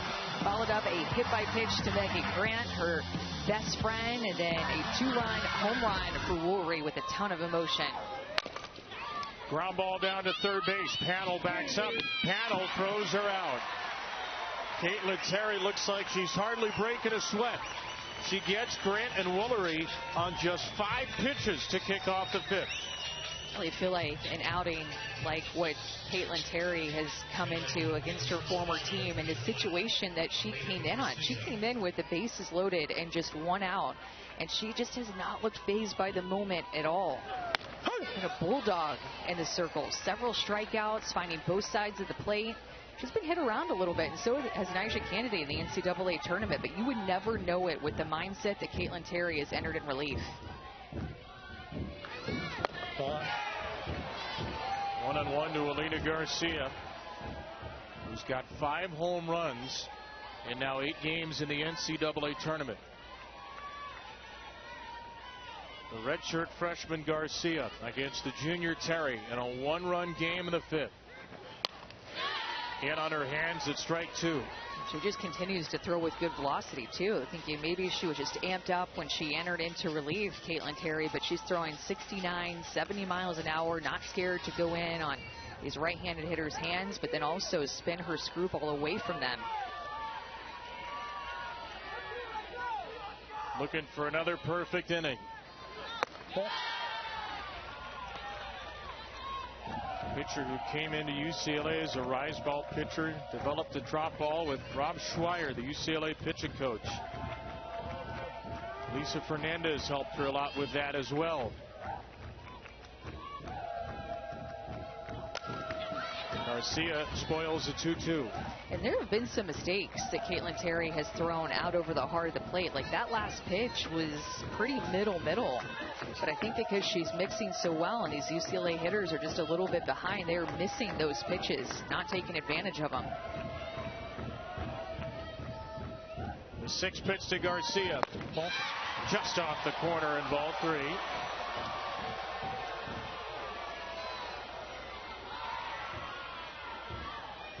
Garcia missed the World Series last year, an early season injury.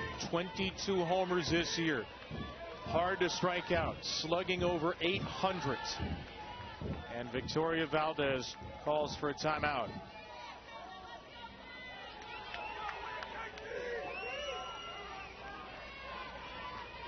A payoff pitch to Garcia.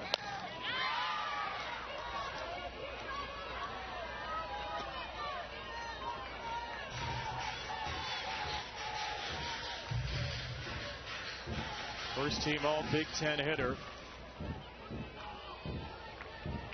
She's reached base now 28 games in a row.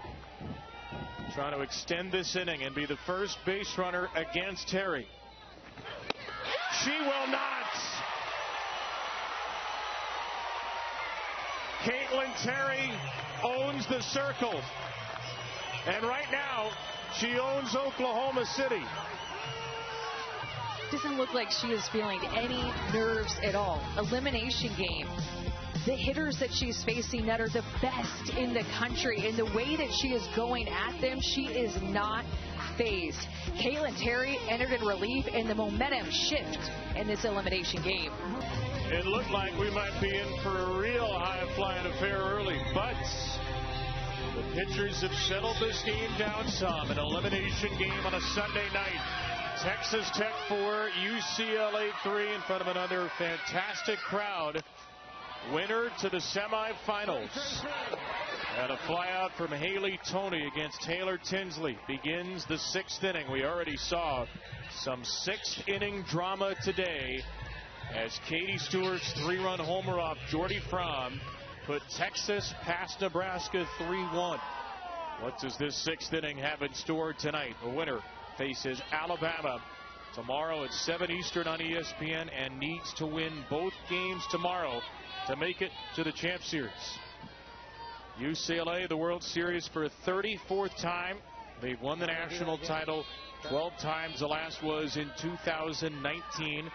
Texas Tech here for a second straight year. A year ago, they were the national runners-up. They beat UCLA on their way to the Champ Series. Leah Williams on 4 pitches, singled and was hit by a pitch against Tinsley. A leadoff Red Raider is going to see her longest at-bat of the game, at least 3 pitches. And a game thick with tension, Amanda. What matters here in the late innings? And just continuing to breathe like you're seeing Leah Williams do at the plate. You're seeing Taylor Tinsley do the same thing in the back of the circle and be able to execute these pitches. like she's done so far in this exact at bat. I mean, she is pitching her tough, and only down by 1 run here, and you still have 6 outs to play with. Taylor Tinsley needs to continue to command the zone like she's doing right here against Mia Williams. Trying to get her out for the first time.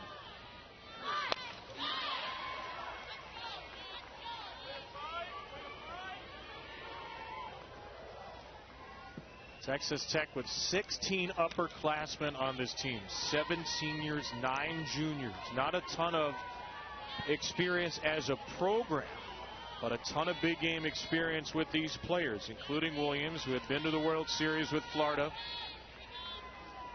A 1-2 for her. Mia grounds it off herself. And it's amazing to think about what Texas Tech was just 2 years ago. They were the first team out of the NCAA tournament that year. They hired Jerry Glasgow. They've obviously gone all in the NIL world and the portal. There is only 1 player remaining from that roster. That's a complete flip in 2 years, except for a player who's played a couple innings in left field today but is not batted, Logan Halligan. Otherwise, Jerry Glasgow has changed the entirety of the Texas Tech roster. And they are on the scene now as one of the sports national powers. 2-2. Fly ball blasted to center by Williams. It's got the height, it's got the distance, and Texas Tech has the insurance. Extending her school single season record, number 25, and it's 5-3 Red Raiders.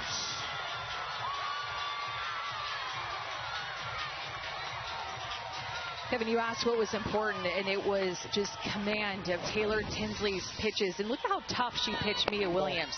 Curveball missed, but his next curveball gets her right back into the count. They lived on the outside corner and then decided to work a little bit more down starting here. Another drop ball will follow, and then she goes back to the curveball that Mia Williams sends out of here. Started with the curve, ended with the curve, and Mia Williams just added to the Texas Tech lead. A blistering performance in the leadoff spot again. 3 hits, all of them just absolutely skewered and hit by a pitch.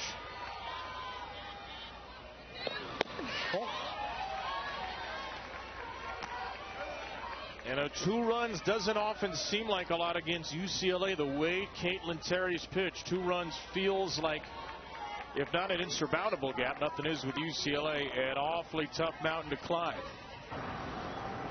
Just in case, though, there is a backup plan. Nigel Kennedy, who started this game, getting some throws in the Texas Tech bullpen.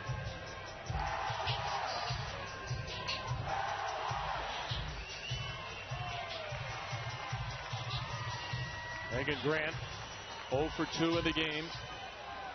UCLA will need another base runner in the last 2 innings to ensure she bats again. 2-1 to Maya Davis.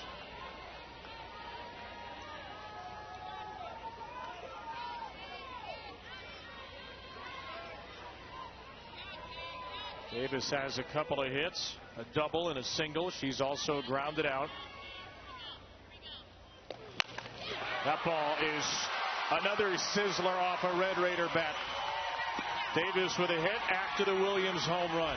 Mia Williams can just cover the outside pitch so well. She is so powerful, such a good athlete. The ball just feels like it trampolines off of her bat, especially on the outer half. And she says to the crowd, come on, pick it up for us late in this game. Dugout loves it, of course. 25 home runs for Mia Williams, and wants some love too. Home run balls go to the families here at the World Series. And Raider power is the chant.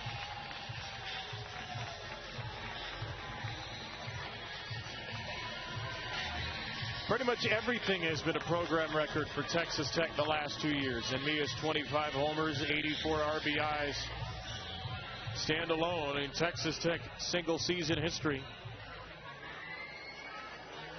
Well, and Kevin, you think about just this Texas Tech team showing up to Oklahoma City with a different looking roster, different faces, but the biggest difference is that they can score runs this year.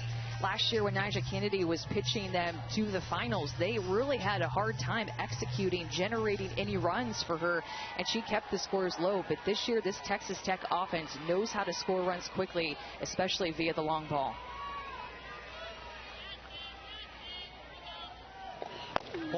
Quite famously last year, the matchup of these teams featured for the first Texas Tech run a steal of home by Michaela Garcia. That's how hard-pressed Jerry Glasgow was for offense, as Nyjah's done throwing in the bullpen. 60 home runs a year ago. They've hit 79 more this year, scored more than 200 more runs. When Jerry Glasgow got Nyjah Kennedy, when he was recruiting her, really, he said, I will let you hit, and I promise you we will score 360 runs. That was last year. This year they're at over 620. So he's made good on his promise and then some a year later. Allred, a couple of RBIs today. That ball is off of, it appears, the knob of her bat for a strike. Well, remember, Kevin, when Nyjah pitched here with Stanford, they also didn't score a lot of runs. So when Nyjah Kennedy has pitched here at the World Series, it's been low-scoring offenses that has put a lot of pressure on her. And really, she just has stepped up, you know, in those moments, in those low-scoring games. This is a completely different offense than what Nyjah Kennedy is used to pitching with. Tinsley to Allred, a 1-2.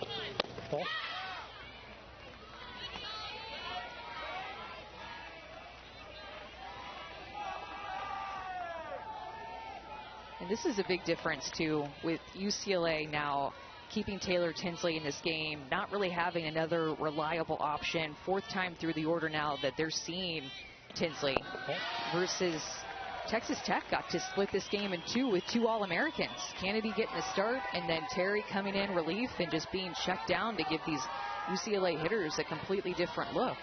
Tinsley is trying to work the ball around the zone and give them different looks herself, but they've seen her so much in this game. 3-2 pitch, ball 4. So the fourth time through the order, home run, single, walk, with nowhere to turn for the Bruins. Those of you looking for the College Station regional final in college baseball between Texas A&M and USC, that game is beginning over on ESPN News. And we will get you to College Station here on ESPN as soon as we finish here in OKC. That'll be a couple of innings, obviously. So ESPN News for A&M USC baseball. Jackie Liss has struck out twice in this game for only the second time this season. Multi-strikeout game. The other one was in the Supers against Florida. Jerry Glasgow is coming down the line here. I don't think Jackie realized it. He did call over Jackie after the first pitch he saw in the World Series against Mississippi State Thursday, and then she immediately hit a 2-run home run. We'll see if the Glasgow effect can work its magic again. Watching Jerry in the third base coach's box in this game, I feel like he's looked eerily calm for Jerry Glasgow. Just not a lot going on over there, taking it all in, letting his team have really great at-bats in this game. 10 hits that they put on the board to UCLA's just 3. He talked about yesterday their 2-1 loss to Tennessee, and he said, we talked about how important every opportunity is in a game like that, and I felt like we didn't value the leadoff opportunity. They've had 3 leadoff hitters on tonight. They've all scored. He also said we had situations that we ignored signals and felt like they didn't value every aspect of the game you have to value in a 1-run game. Singing a much different tune so far tonight. 0-2 for Liss. Popped up out of play.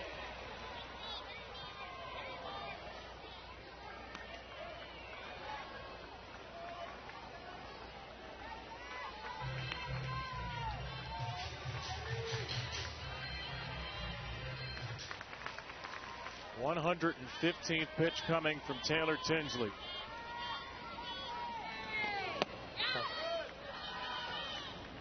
That was a close one. Dropped by Ramirez. Ball one.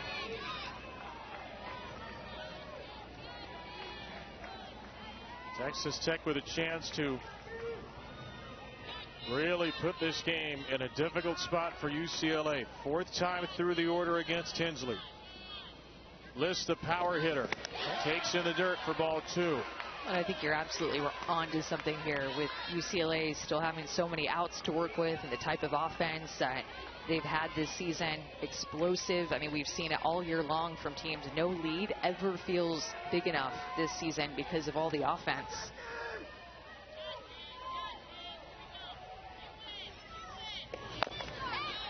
Saw and heard the encouragement there from Jordan Woolery at first. She and Taylor Tinsley, Kellyanne Perez talked about were the two players to really lead this team, this young team, through a difficult fall ball and winter. Megan Grant wasn't there all the time because she was part of the basketball team. So Tinsley and Woolery she credited with really getting this young team in line. Trying to support her teammate from first right now. It's been a long battle with Liz. And it will continue. And it's been nonstop from Jordan Woolery this entire game. Over at first base, right in the pocket of Taylor Tinsley. They have a great relationship, just continuing to cheer her on and believe in her and those positive affirmations that she continues to send her way. Just such a great leader, Jordan Woolery is. 8-pitch to Liz. 3-2 now.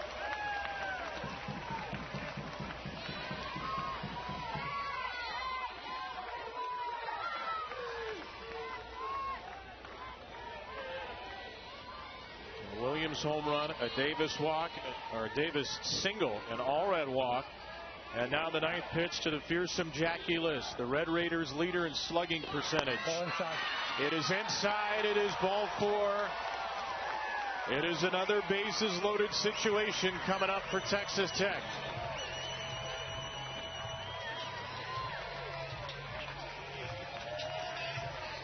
UCLA's got to feel like they are just dangling from the cliff. One hand with the fingers slipping moment by moment.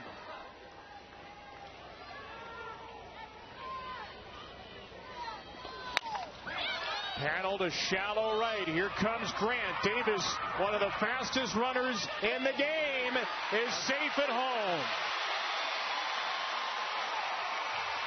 Yesterday, Panel scored the tying run on a sacrifice fly. A sac fly here brings in a run for a 6-3 Texas Tech lead.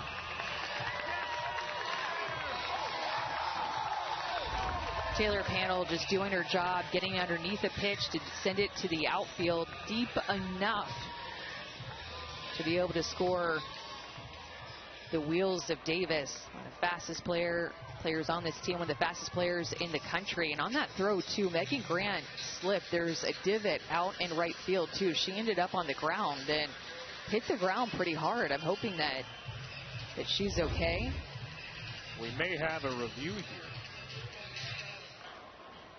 Call on the field is that the runner at second base left on time on the catch. UCLA is using their first challenge of the game to review this play.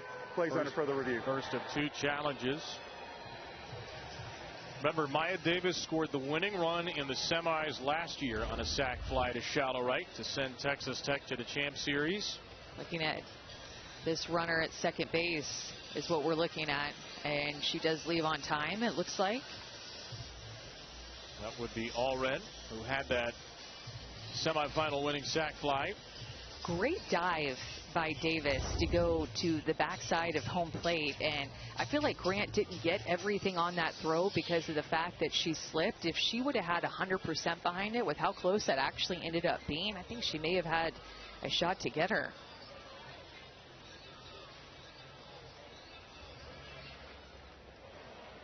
After further review, the call on the field has been confirmed. The runner left on time. That's UCLA's first challenge. They have 1 remaining.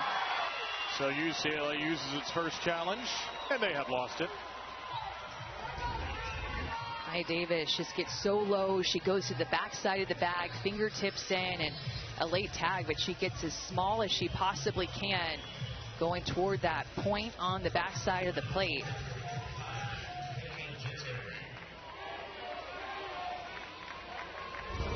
Caitlin Terry to the bat, 0 for 2 of the walk. 2 on, 2 out. 2 runs, 6th inning for Texas Tech. Terry, left field. She'll get back into the circle now. She left it with a 1-run lead. The advantage has swelled to 3.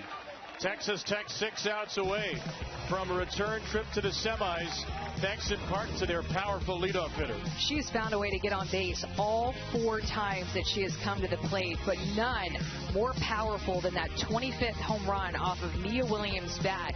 She crushed that ball.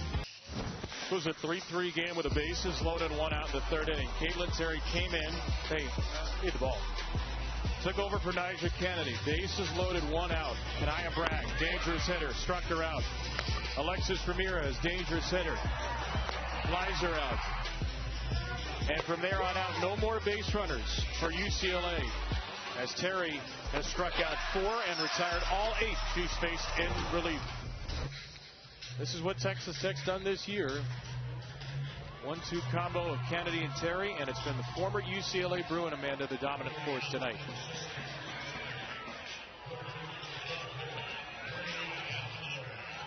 Trying to make it 9 of 9 against Alejandre.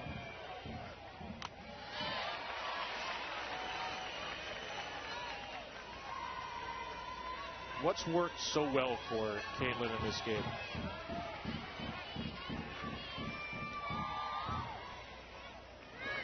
It's the placement of her curveball. That was a pitch that was getting hit in regionals and super regionals that teams were really on time with. I mean, the batting average against her curveball in the last couple of weeks has been much higher than normal, especially to right-handed hitters. But she's been able to work that curveball really crisply on both sides of the plate, backdoor curveball, as well as sliding it all the way across the plate. Everything to me is going off of that pitch. Her screwball, showing her rise ball when she needs to, like that. She's just spitting the ball in a different type of way than what we've seen from her in the last couple of weeks. Florida was so on her. Terry and Kennedy were both giving up runs. Spinning a rise ball through the zone on the outside corner and getting a swing and miss. It's just she has been so on and so sharp, so crisp, throwing with great velocity too. See if UCLA can make any adjustments the second time through. Kanaya Bragg faces her for a second time. Had that bases loaded strikeout in the 3rd. 5 Ks in 9 hitters, 3 flyouts, 1 ground out. Right down the middle for a strike. And then when she's left pitches out over the heart of the plate, UCLA just doesn't look like they're picking up pitches out of her hand very well. Something is deceptive about the way that she's throwing. Something is, they're just not seeing her well like that. I mean, that is the first mistake that has been hit off of Terry.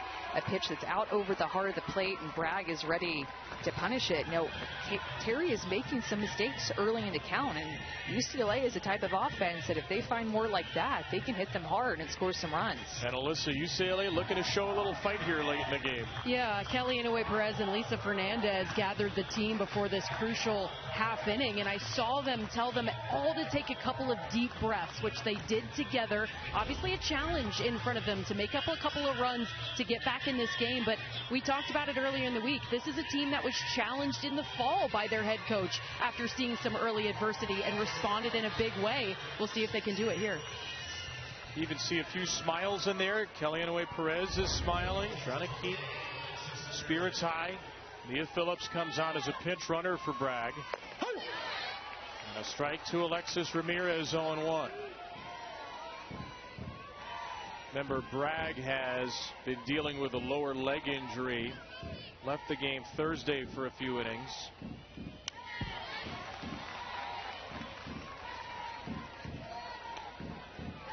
So one more base runner would get the tying run to the plate. One more base runner means unless there's a double play or Phillips is caught stealing or thrown out on the bases, Megan Grant will get another at-bat. I'm just thinking about how on time UCLA was with everything that Arkansas threw at them in their game the other night, scoring those 11 runs. It just looked like they couldn't miss. They were seeing the ball so big. They're being an explosive offense, and seeing what Terry has been able to do, they just looked pretty stumped and not necessarily what they're expecting to see from her. I think it's this extra velocity that she's been throwing with too. Does she look different to you than UCLA Caitlin Terry from a year ago? She always kind of looks the same to me, to be honest. She has this really whippy motion, great arm speed, and just this bulldog in the circle going to attack you. Ramirez fouls her right back here.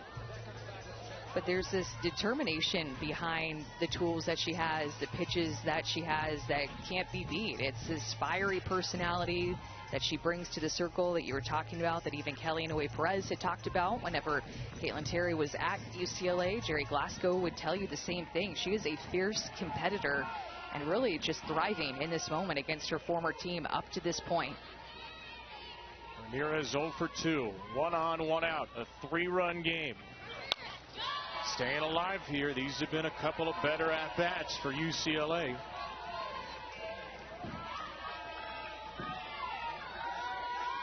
Lest we forget, this is the team with the most runs scored in a single season in the history of D1 softball.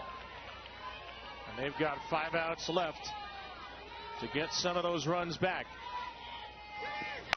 Ramirez down to third. This could be 2. It is around the horn, an inning-ending double play.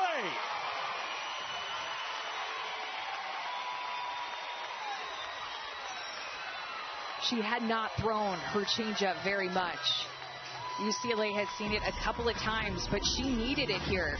You said it, their at-bats were better, more on her these last couple of hitters, so she brings out the change, and it turns into a ground ball double play to get out of the inning. Texas Tech is just 3 outs away from holding off an elimination game.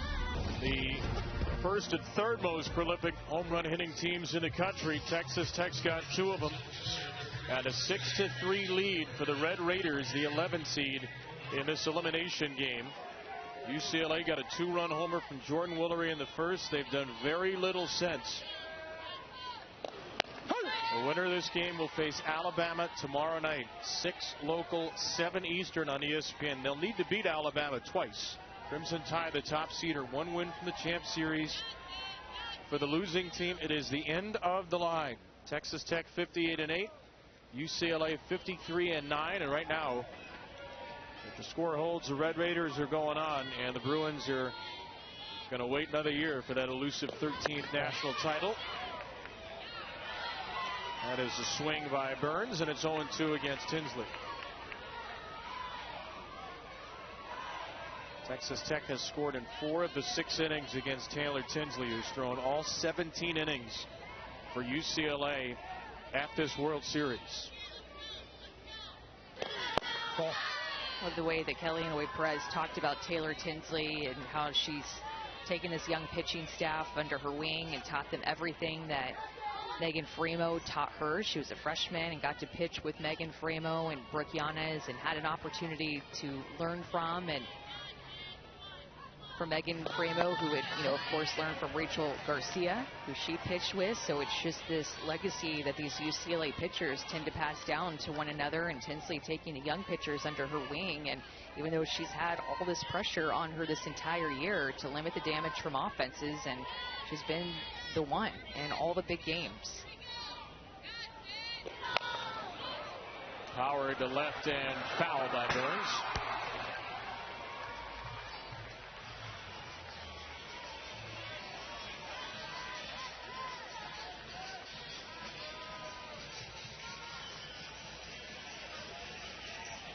Burns' home run in the second tied the game. Strikeout and a long flyout since then. 127 pitches, Taylor Tinsley. Senior from Lawrenceville, Georgia, who has been a 4-year Bruin and hasn't had the same numbers this year. It was an All-American last season. Obviously got to pitch a lot less. But she's had to throw pretty much every important inning for UCLA this year. 232 innings. Next closest, Natalie Cable's just over 67. That's ball 3. Burns is going down to first. She forgot to count. Marty Abazishan had it.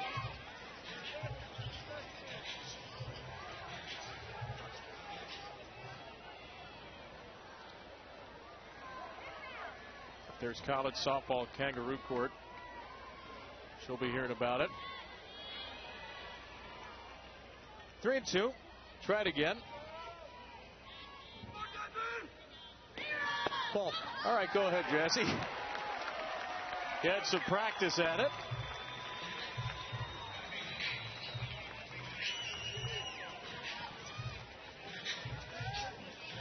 Texas Tech with 6 walks in the game against Tinsley. They have the leadoff hitter on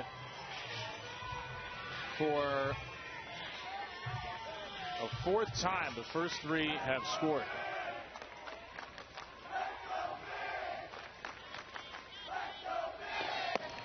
Strike 1 to Vic Valdez.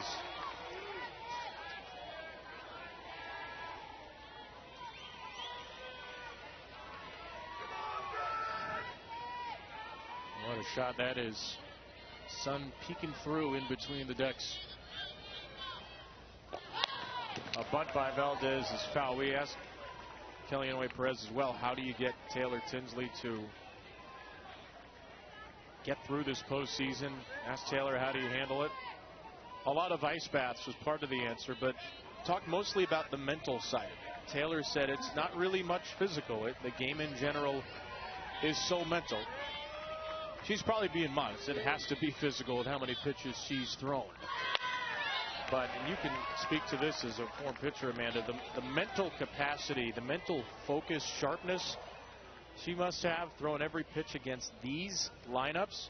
It has to be something truly special. Yeah, I completely agree. And it was something in the fall that she wanted to be challenged more by Lisa Fernandez in the bullpen. Specifically asked for that from Kellyanne Perez and wanted to be in the bullpen with Lisa because Lisa's bullpens, they have a history to them. You hear about them through the UCLA pitchers, challenging them and creating some endurance both physically and mentally, making them stronger. And when somebody like Lisa Fernandez is pushing you, you're going to rise to her challenges. You want to pitch great for her, you want to be great for her, and as well for your team, of course. But she's Lisa Fernandez. You're having bullpens with her. She's going to help you become the best version of yourself that you possibly can be. And I think that you've seen Tinsley grow as a pitcher, as a person, mentally, and I'm sure Lisa Fernandez is very proud of her.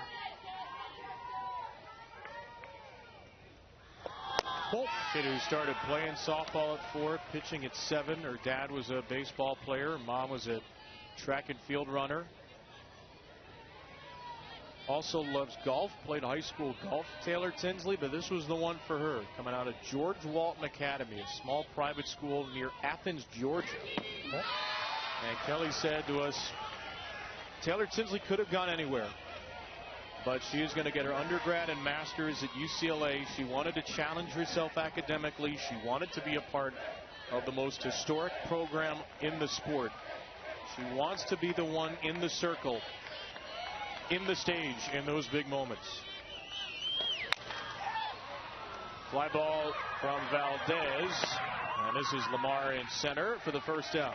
Well, and like you said, she's from Atlanta, and Taylor Tinsley wanted to stay loyal to UCLA, but being from Atlanta, it would have been easy to probably go try to find an SEC school or ACC school to go to and move back closer to home, especially after 2 pitchers transferred out of the UCLA program. Addison Fisher going to Georgia and Caitlin Terry going to UCLA. She knew a lot would be put on her, and she still wanted to stay loyal to this UCLA program. And to Haley Toney for a strike.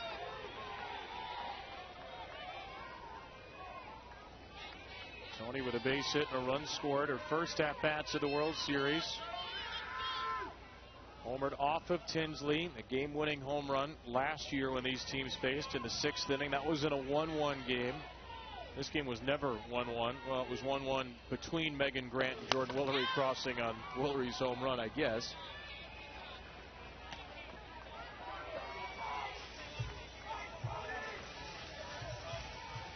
10 hits, 6 walks for Tech. Just 4 hits for UCLA. Grant out of the game defensively right now. She's due up 4th in the 7th inning. Because of that double play, she is not guaranteed to hit again. And Willery's due up 5th. UCLA is going to need 2 base runners to ensure Grant and Willery have one more collegiate crack.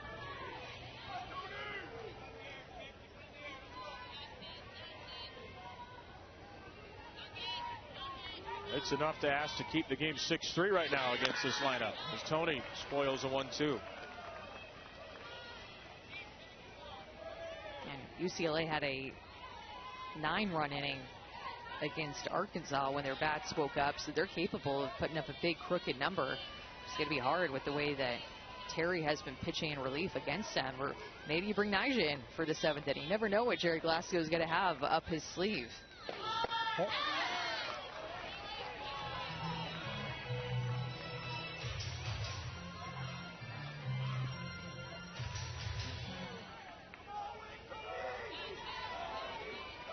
Most pitches thrown by anybody at this World Series. This will be 142 for Tinsley.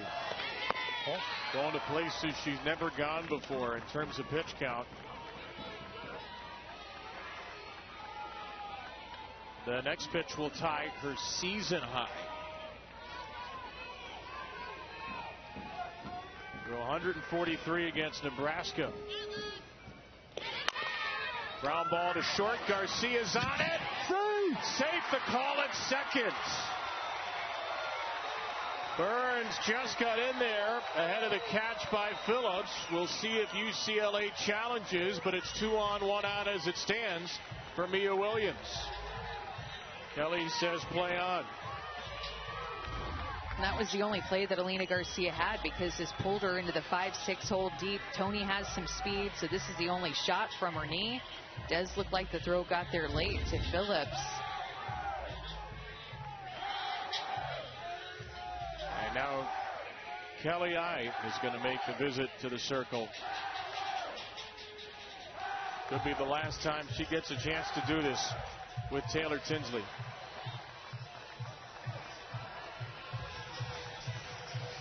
This is going to be now the 5th time that Texas Tech has seen her. Mia Williams has been a force at the top of the order. Reached base all 4 times that she's been up, and now she's going to have to face her with 2 on.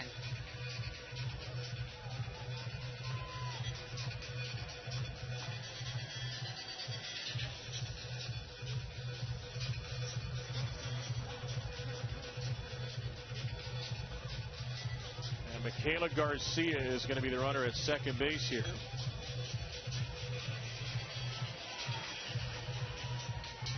Well, how in the world is Taylor Tinsley going to figure this one out? Well, first pitch of the game, Mia Williams hit off the top of the wall in center. Hit it so hard she couldn't even get to second. She's just blistered 3 balls today. And she gets under this one. Shallow left field. And the new left fielder, Cedri Mayonio, makes the catch. And Tinsley gets Williams for the first time in her 5th try.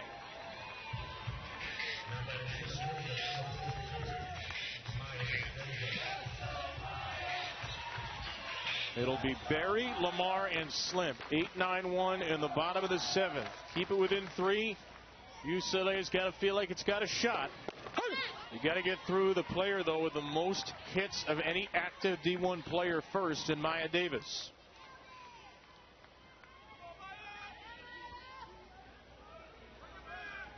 Davis has added 3 more tonight. She's 3 for 4. 7 for 11 at the World Series. And she takes high. Throw to third.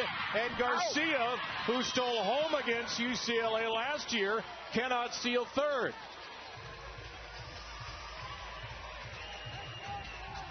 So we go to the bottom of the 7th.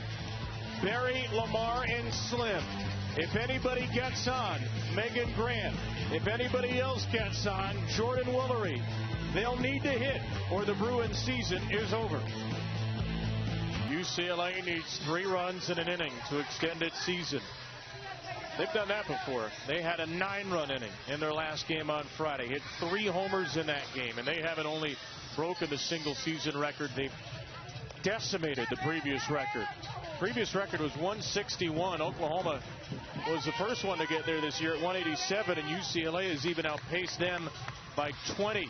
Bruins have 7 home runs here at the World Series. They've got the 8, 9, and 1 hitters, and they need 3 runs against, for many of these players, their former teammate. We mentioned it a bunch tonight, but if you're just joining us, it bears repeating. Caitlin Terry transferred from UCLA, where she started 5 games at the World Series over the last 2 years. She has allowed just 1 base runner, but faced the minimum in 3 2/3 innings of relief. Pitching for Texas Tech. Gets a pinch hitter, Ramsey Suarez, batting in the 8th spot for Sujin Berry. Suarez fouls away strike 1. It's been a tough night for the bottom of the order for UCLA in the 8 and 9 hole. 4 strikeouts, so put in a pinch hitter here, fresh off the bench. Suarez is a pinch hitter this year, 7 for 17 with a walk and a hit by pitch, so nearly a .500 on base percentage off the bench. Jolina Lamar is next, Riley Slimp after that, then Grant and Woolery. And Suarez puts a charge into this one, off the bench, into the bleachers. Ramsey Suarez with a jolt of energy into that UCLA dugout, which has spilled around home plate. A pinch hit home run at 6-4, and UCLA will bring the tying run to the on-deck circle. 270 feet, a massive swing from Suarez.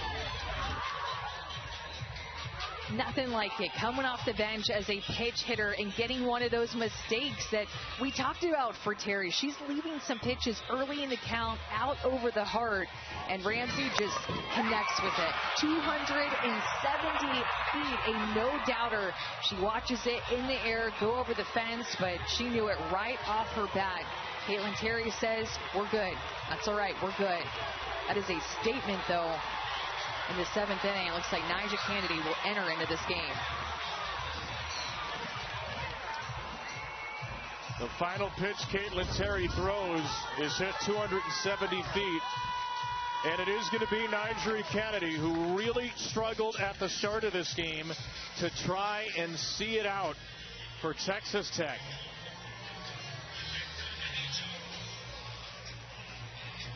Jerry Glasgow coming down the dugout.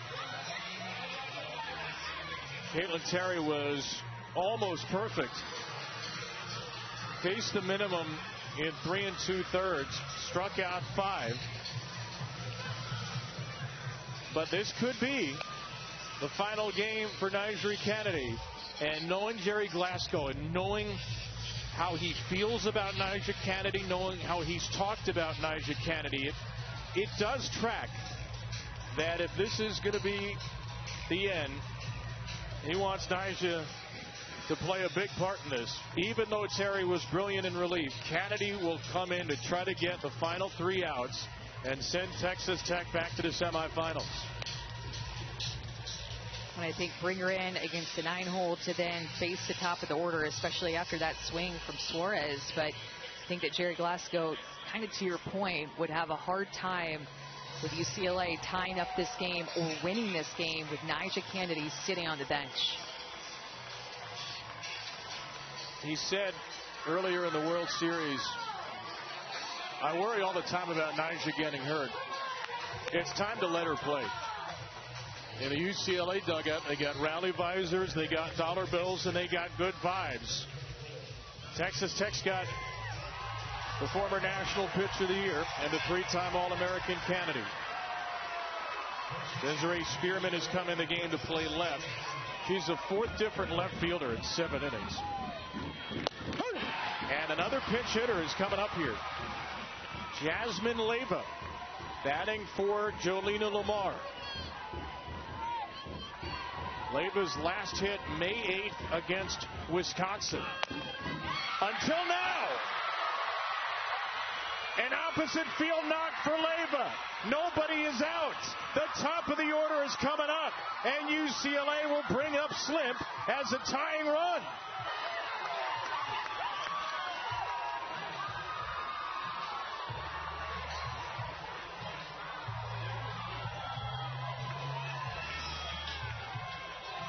Taylor Paddle goes into the circle to talk to Kennedy. And UCLA will re-enter Lamar as the runner. Leyva's going to get a hero's welcome. She almost ran over Marty Abazishan, the plate umpire, on her way back to the dugout. Look at her go.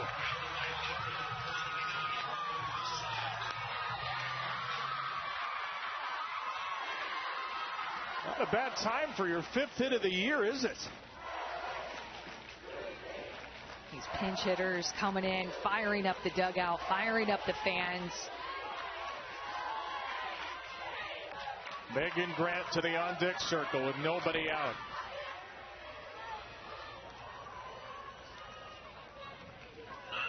So Riley Slimp takes ball 1.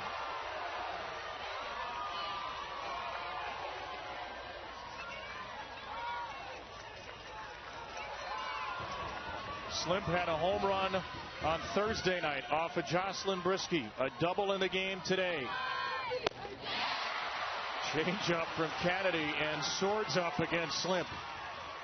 They're going to be on the speed, then she's going to throw that change up late in this game. Everybody wanting to be aggressive, to get the big hit, to get back into this game. That change up is going to be important.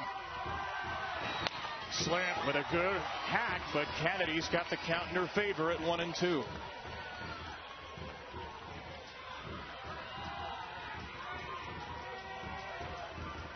Just 2 home runs for Slimp a season ago.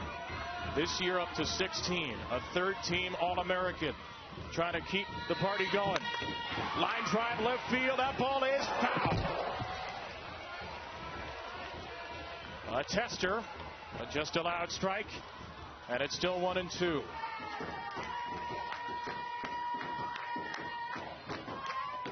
That UCLA dugout is a happy mess right now.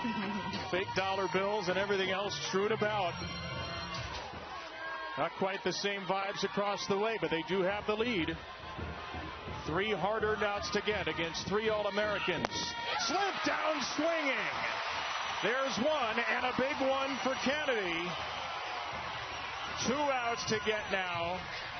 And for perhaps the final time in her college career, the single-season home run record holder, Megan Grant.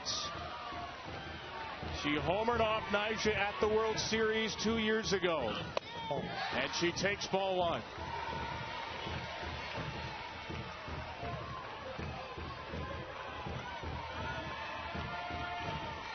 The home run number is 42 for the Bruin, who wears number 43. Right in there around the outside for strike 1. 4 years of epic battles between these two, from their days together in the Pac-12 to the World Series stage once more. Fly ball from Grant. It's into shallow left. It's playable for Spearman, and it's the 2nd out of the inning. UCLA has 1 arrow remaining in the quiver. But it is a potent one. And a young woman who homered off of Kennedy in the 1st, Jordan Woolery.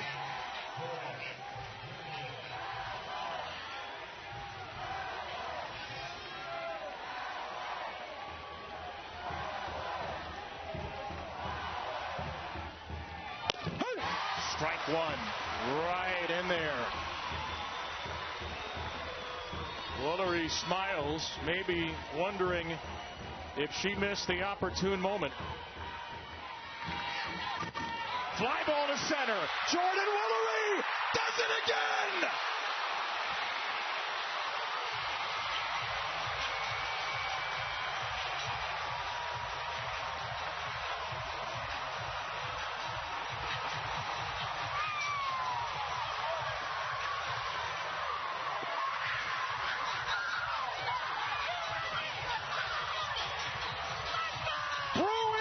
Magic in the Oklahoma moonlight.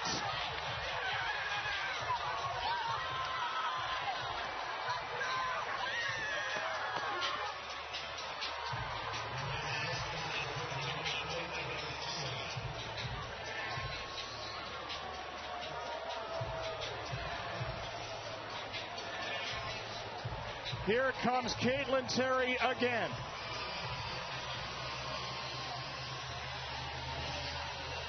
Nyjah Kennedy will stay in this game somewhere in the field.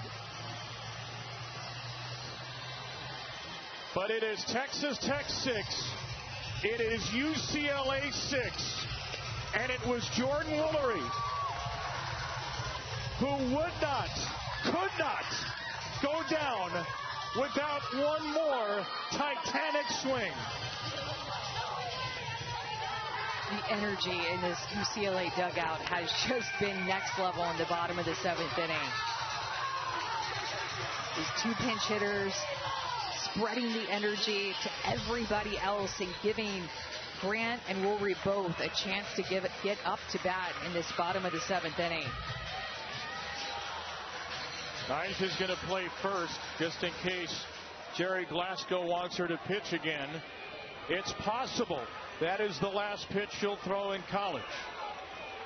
Now that depends on Caitlin Terry and Alina Garcia and maybe the proceedings from there.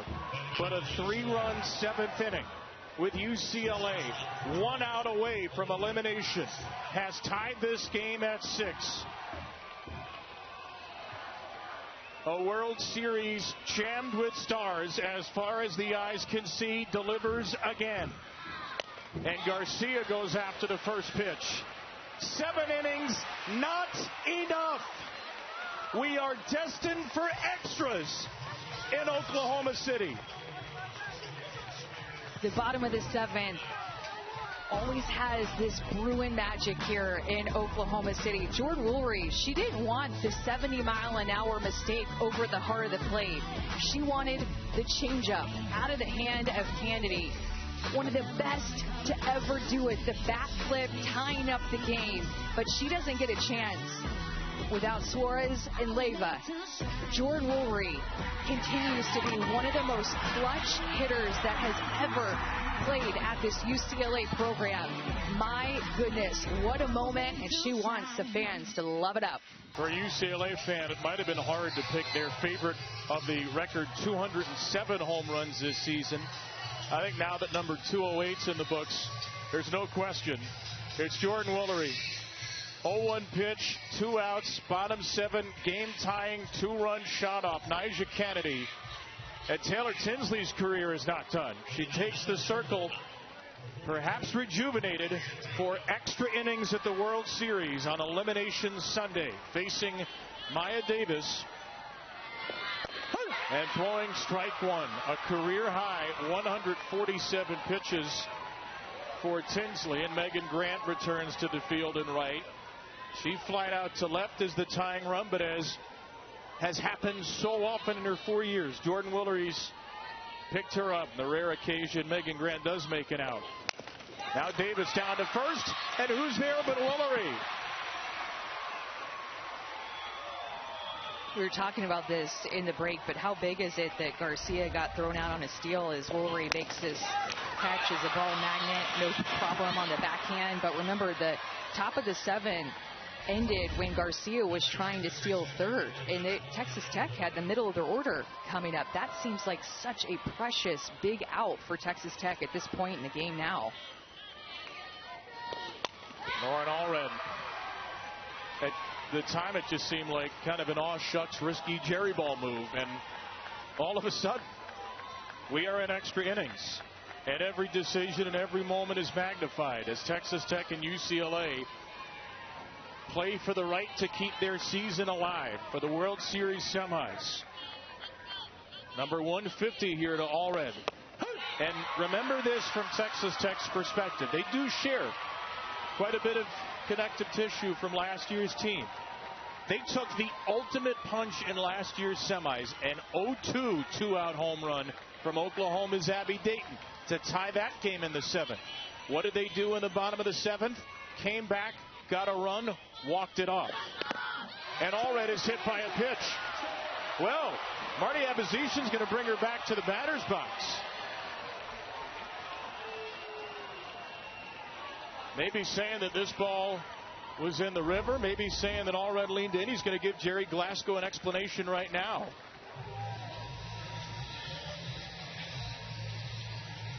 Jerry was coming down the line already, signaling for a review.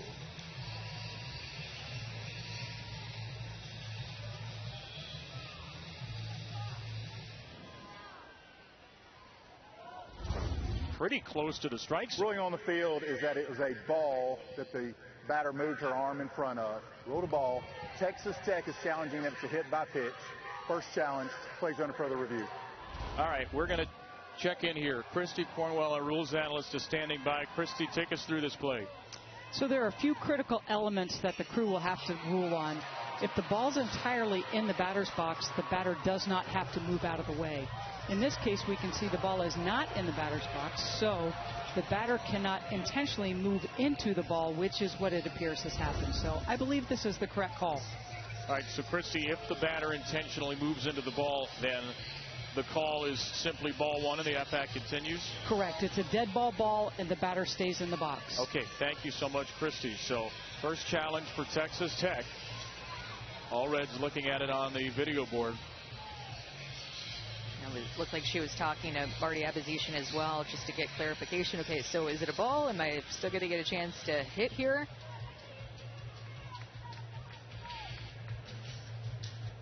Nice to have a moment to catch our breath, isn't it? Yeah. My, oh my. Extra innings for Texas Tech for a second straight day. Yesterday they lost in 9 to Tennessee, 2-1. On a walk-off home run for Emma Clark.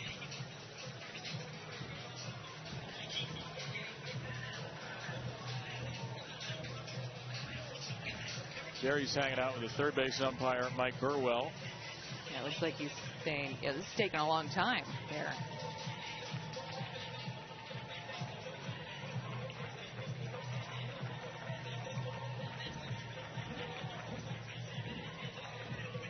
I will go on the record with something here. This will not be the longest replay review in a UCLA game at the World Series. Hashtag Appendix G. Megan Grant not touching home. That dial.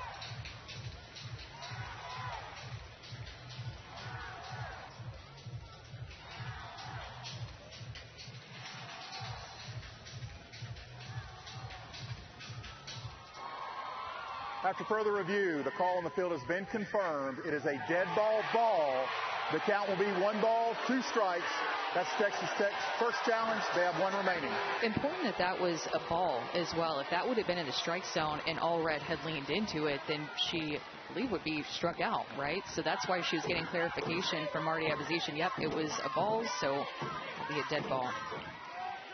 So here's Allred, who had that walk-off sac fly in the semis a year ago. Staying alive, 1-2, and taking outside. She has such a great eye, Lauren Allred, a player who had to fight to stay in this all-star lineup with all the transfers coming in. And not only has she stayed in it, she's batting third in an elimination game. Got a big swing too, really nice mechanically sound swing that Jerry Glasgow loves to rave about. One of the hardest workers, always wants those machines to be the hardest thing ever to get her reps at practice when Coach Glasgow sets those up.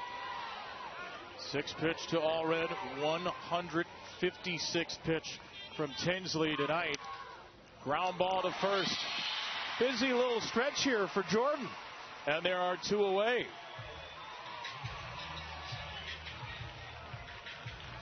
Taylor Tinsley's only 1-2-3 inning was back in the third. She's trying to get it against the 2, 3, and 4 hitters. Jackie Liss has alternated strikeouts and walks in the game. Remember, she homered to open the World Series and has 21 home runs on the year.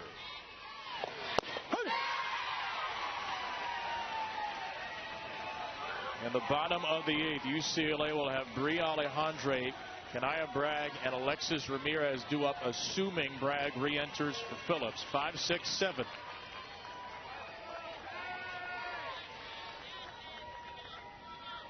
Oh, 1. Muscled out of play. It's 0-2.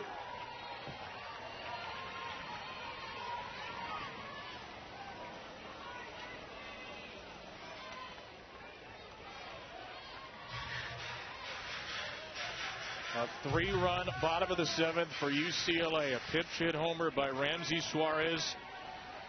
A pinch hit single for Jasmine Leyva. A 2-run home run with 2 outs for Jordan Woolery. Fly ball right center. Stays in the park for Lamar. And the UCLA Bruins, the 12-time national champions, need just 1 run for the semifinals. Could go down as one of the most iconic performances in the history of the most iconic program in the sport. Jordan Woolery with 2 2-run home runs, one of them with 2 outs off Nyjah Kennedy. UCLA needs a run to win it in the 8th. The winner of this game to the semifinals tomorrow. And I know UCLA is a program measured by national titles, not semifinals, but Jordan Woolery swings tonight will reverberate through eternity if they can pull off this victory. Victoria Valdez just stopped Caitlin Terry. The sprinklers are going off. 8th inning sprinklers. Oh my word. The power's on, but the sprinklers are as well. We got to stop play here for a moment in the 8th.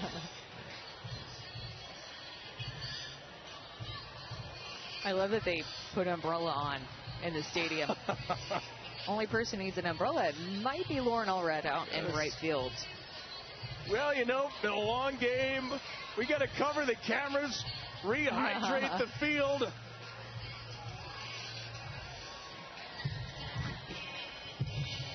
Well, we can't play through this. Now the sprinklers are getting the foul pole in right field. Down the line, that sprinkler jet is just foul. This is insane. Oh, my gosh. What a way to take the tension out of the most important game in these playoffs. It's like a little water park down there in right field. Greg didn't think he was going to have to break out the tarp on the camera tonight. You're right down there, Greg. I mean, it was 94 at first pitch. This might have felt nice earlier. The sprinklers are done. 3 cheers for the sprinklers.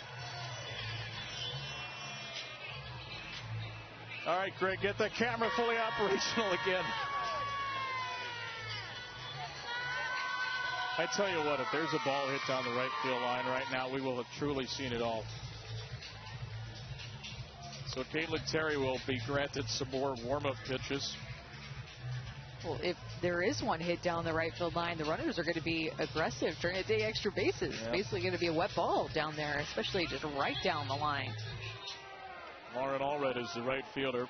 Maybe Bri Alejandre will just hit it to left if she puts it in play. She has struck out. She goes up top, trying to get a Terry Rise ball. Well, Nyjah Kennedy could still pitch. She's playing first, but it's Caitlin Terry against her old team, where 1 run will win it, trying to send this game to the 9th. You just have to be so careful. I mean, this is the best home run hitting team of all time, and 1 pitch, 1 swing can win it for the Bruins. Alejandre, the Big Ten freshman home run record, has had a quiet World Series, 0 for 7. And that's a loud rip for strike 2.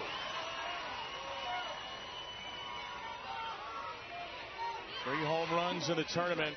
Had driven in a run in 5 games in a row in the tournament coming into Thursday. The 2-2 pitch. Strike 3 swinging. And at least for the moment here, KT's got her groove back. Replaced after the home run in the 7th. Re-entered for a pop out and gets a critical K. That leadoff hitter is always so big to get.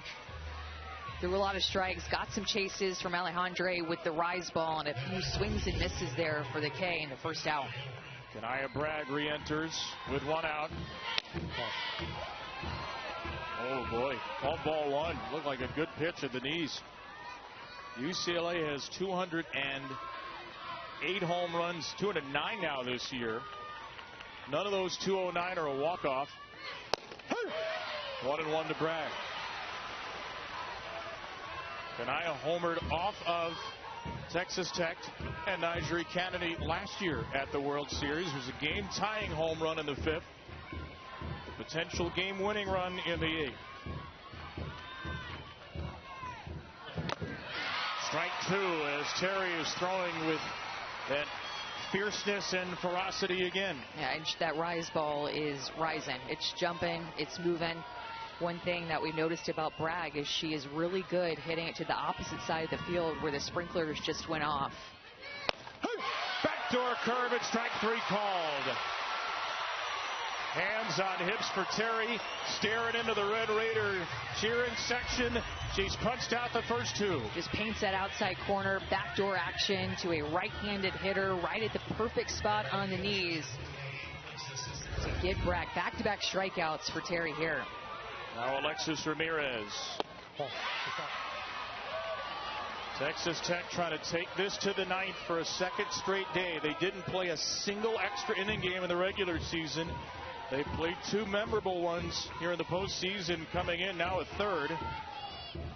UCLA's 2nd extra inning game all year, and their first since February 13th against Oklahoma State. They're having some pretty free swings here in the 8th inning, really helping Terry out, which is going to give her more confidence, like you saw after that second strikeout in this inning, looking back to the dugout. She is getting that call right around the outside corner. And the Red Raider faithful are ready to roar.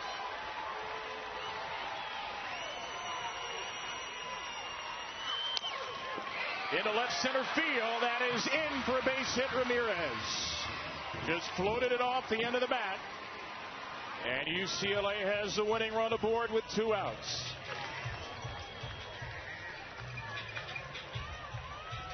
Ramirez's 11th hit of the NCAA tournament. She'll come out for a pinch runner.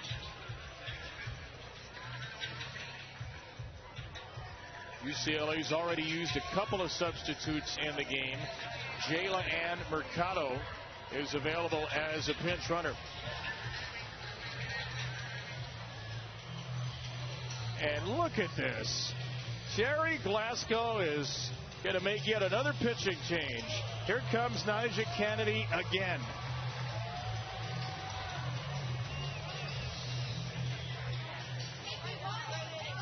It was Kennedy for 2 1/3. Terry came in the 3rd, gave up a home run to Ramsey Suarez, who's the batter right now. Kennedy came in after that, gave up a home run to Woolery. Terry came in to end the 7th, and now Kennedy's going to come back in to try to get out of the 8th. This is what Jerry Glasgow can do here with these 2 pitchers who hit and play the field. He uses the flex position and the designated player spot to make a lineup card that looks like that picture of the Charlie Day whiteboard that's going around the internet for years, or a Jackson Pollock painting. Don't try to keep score with the positions. Just let it ride. Jackie List back into play first. Terry's now the designated player, and Kennedy is pitching for a 3rd time. Yeah, that's what we do. We just let the DP flex ride. Like you said, just whatever is happening, the umpires allow, that is fair game. How about Suarez? And the last time that she was up in the 7th inning against Terry, pinch hit to lead off the inning, new off the bat. That went 270 feet. And what it did, it gave life to UCLA to tie it up, be able to get the bat in the hands of Jordan Woolery in that same inning. Feels like forever ago now. But the one thing that I noticed about Nigel Kennedy when she came back and pitched in that 7th inning is, in that Jordan Woolery home run, you could tell that she let up on her changeup. She has to be able to sell that pitch better as she faces these next hitters. So the pinch runner at first is Mercado as Suarez takes up and away. Kennedy has had an uncharacteristically shaky start in an uncharacteristically shaky postseason. 3 innings, 5 earned runs. She's also hit 3 batters. And she is behind Suarez, missing badly on ball 2.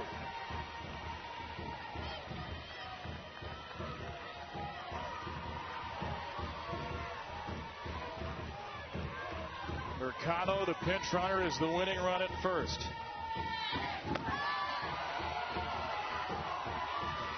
These pitches have not been close. 3-0 to Suarez.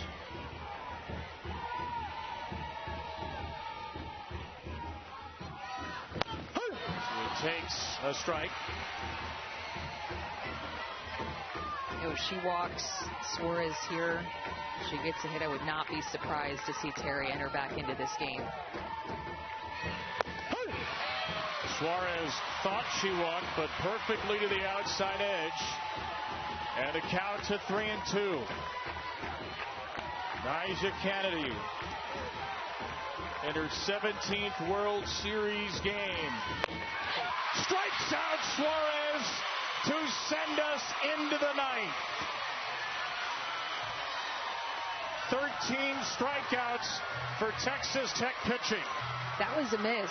Valdez was setting up on the outside corner. It goes to the inner half, but it's just the pure power that Kennedy throws with that got the swing and miss. 71 miles an hour on the inside corner, and the Nyjah stomp is alive and well in extras. Those of us in the college softball world, those of you who are watching, have often heard the term. We love to use it, mayhem. Our version of March Madness in May. This is the last day of May. And at the rate this game's going, maybe it'll extend into June. Nyjah Kennedy came back into the 8th inning to strike out Ramsey Suarez. A contemplative Kennedy trying to extend her college career. She and Caitlin Terry have struck out 13 Bruins. They've allowed 6 runs, and Taylor Tinsley is still out there. She has been the lone wolf, the lone Bruin in the circle. 160 pitches deep. Facing 5'6'7" Taylor Panel. A big hitter who's got a sac fly. Drove in the last Tech run back in the 6th to lead off in the 9th. Panel waits back for that changeup. Tinsley is facing these hitters, Amanda, for a 5th time in the game. I know it's 6 runs, but against this offense, 6 runs in 8 innings with these bats is really not a bad result. Her resilience has been incredible in this game when you look up at the fact that she's given up 11 hits, but the majority of those came in the first few innings.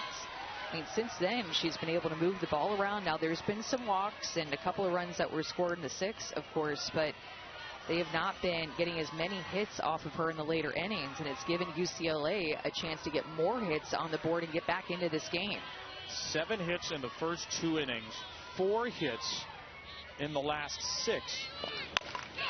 And here's another one, a line drive for Panel. And Texas Tech gets a leadoff runner aboard on a Panel laser. How quiet her hands were, Panel. Goes down to get this pitch, not a lot of movement, and her load, she keeps her hands inside this pitch to drive it 77 miles an hour to the left side off her bat. Get the leadoff on board. 2 hits for Panel tonight. And here's Caitlin Terry. Chance to play hero against her old team again for Texas Tech. 0 for 3 with a walk. First pitch swinging, strike 1. She has been brought into the circle twice. She's been in left. Right now she is in the designated player spot. A first-team All-American for the first time. The 2nd best on-base percentage in the Big 12, and trying to keep the line moving here in the 9th. Corners are in, expecting Terry to potentially bunt. She's sure not going to bunt. This ball blistered to the gap and played off the wall. Kicks away from Slim. Here comes Paddle. Texas Tech takes the lead. Caitlin Terry comes through in the batter's box.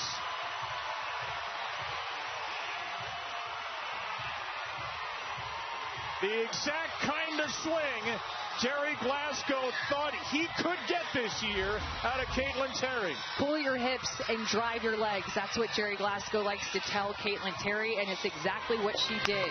She went up looking to hit. She missed that first mistake in her first swing that was out over the plate, hit an even better pitch that was off the plate from Tinsley. Determined to get a hit and give herself the lead. Get a run back that she had given up in the circle. 16th double of the year for Terry. The batter is going to be Desiree Spearman, hitting for the first time as both teams enter into conference mode here.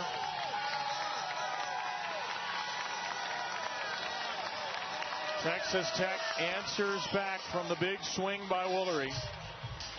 And they've got a potential 8th run in scoring position with nobody out. And again, remember, no lead ever feels big enough this year, but against also this UCLA offense that can score runs in bunches. And so with Texas Tech having the first couple of hitters on board and reach and seeing the ball well off of Tinsley, it's a great time for a timeout by Kelly Inouye Perez to just calm Tinsley down. Talk about the pitch calling here moving forward. They're really squaring her up. Desiree Spearman's first at-bat of the game. And it speaks to the ridiculous depth of this team that Spearman, a junior from El Paso, Texas, has not batted in this game. When you look at her numbers this year, nearly a 1,200 OPS. Last year, a 1,583 OPS at New Mexico State. A former Conference USA Player of the Year. Seeing Tinsley for the first time, and she's behind 0-2. Look at Tinsley just continuing to be out there in battle, Kevin. 167 pitches that she has now thrown. She's not working in tandem like anybody, like the complete opposite of what Texas Tech has done in this game with Kennedy and Terry. It has just been all her, the senior, her season, her collegiate career on the line, and still just looking so poised, calm, and confident in the circle in the ninth. The person she mostly worked in tandem with just doubled against her for the lead.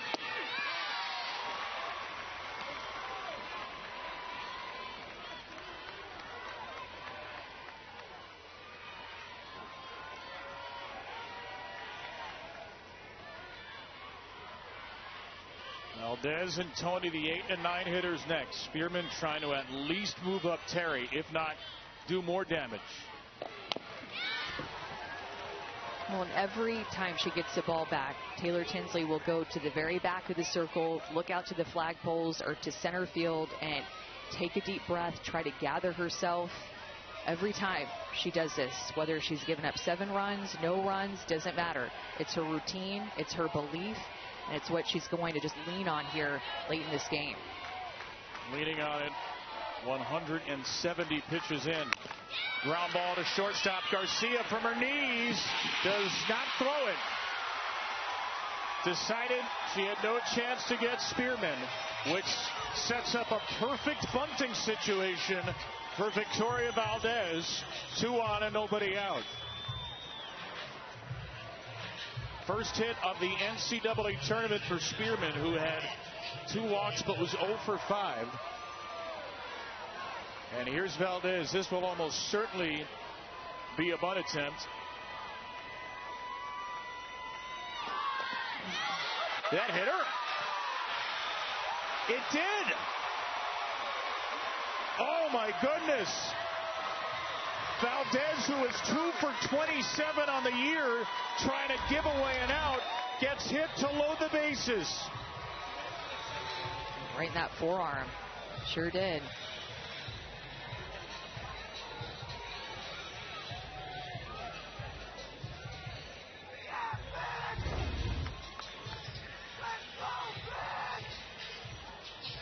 That could be even more so maybe than the Terry double, a pitch that haunts UCLA.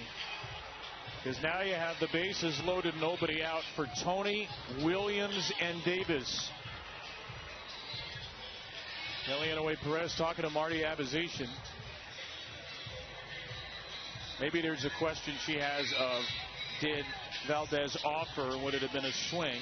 Marty said it was not. No offer, and therefore a hit by pitch. Not a reviewable play. So Texas Tech can really open this thing up now.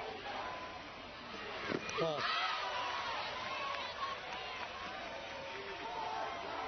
They have shaken off the terrors of the 7th. And Ramirez will go out to the circle with the bases loaded and nobody out in the 9th. The hits that Texas Tech have had this inning, their exit velocity, all 3 of them have been at 65 miles an hour or up, 68 and 77 miles an hour. Seen her well, and I mean, they've seen her a lot. 172 pitches, they're on time, and it's looking like determined to put more runs on the board here in this 9th.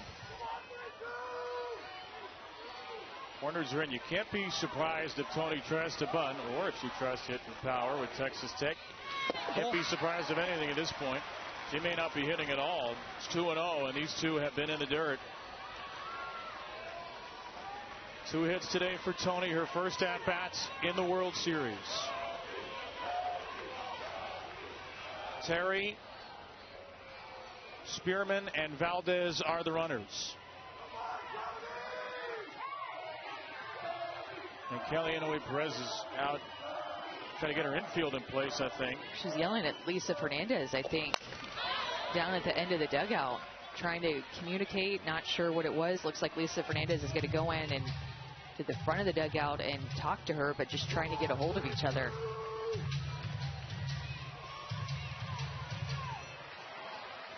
Pitch number 175 coming up.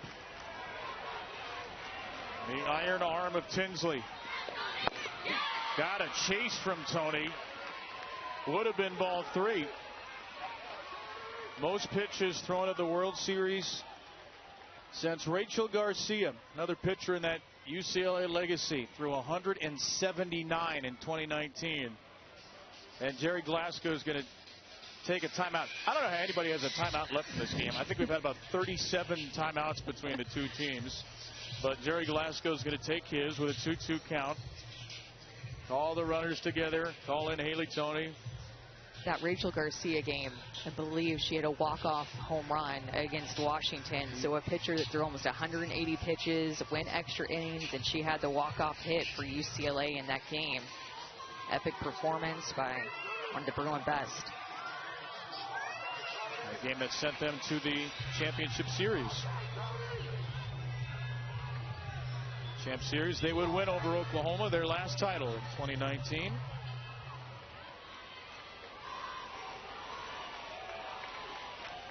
So pitch number 176 now, 2-2. Struck her out. Very similar pitch. And Tinsley gets the first out of the 9th. And Kellyanne Perez was yelling at Taylor Tinsley in the circle, keep it down. Went to the same pitch 2 times in a row, and Haley Tony just let Taylor Tinsley off the hook. She was struggling to throw strikes, and Tony chases 2 for the strikeout with the bases loaded. It's her first strikeout in 23 batters since the end of the 4th. Now Mia Williams rips one foul.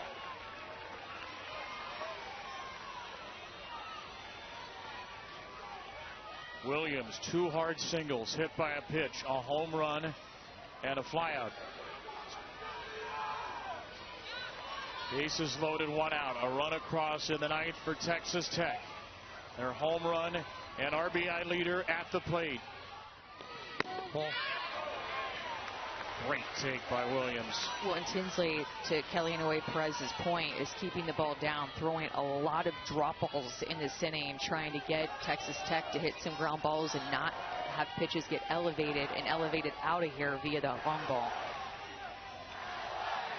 Ball. Close one. Ball 2. So you just look lower as a team now after Texas Tech? I would. Trying to get your barrel to the bottom half of the ball now, because this is mostly what Tinsley is throwing is this drop ball. You can tell she's kind of changing her motion with it too. Popped up on pitch number 180. Decided to go up there at a 2-1 count. Mia Williams just missed that rise ball, led her high. Likely to go back to the drop ball here or her changeup.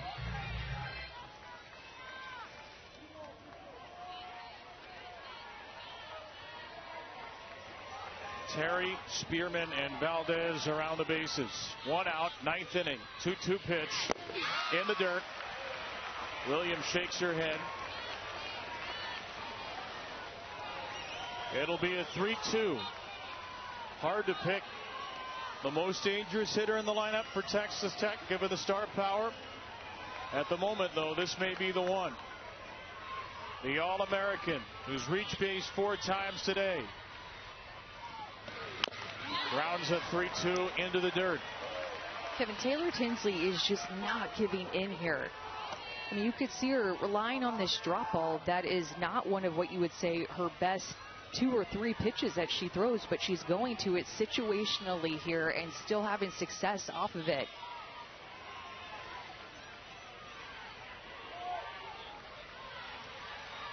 Will she go to it again on 3-2? Another payoff. Swing and a miss. No strikeouts in a 22 batter span. She gets 2 straight with the bases loaded. Not giving in and getting the chase. Tony and Williams both chasing the drop ball down in the dirt, helping Taylor Tinsley out, and they just continue to go to that drop ball, show a little bit of rise. But man, down in the zone is where it's at right now for Tinsley. Maya Davis to shortstop. Garcia bobbles it and the run scores. Now they've got Spearman hung up. And at the plate, Spearman will be tagged out. The normally sure-handed Garcia bobbles the ground ball and another run scores. Texas Tech gets 2 in the 9th and leads it 8-6.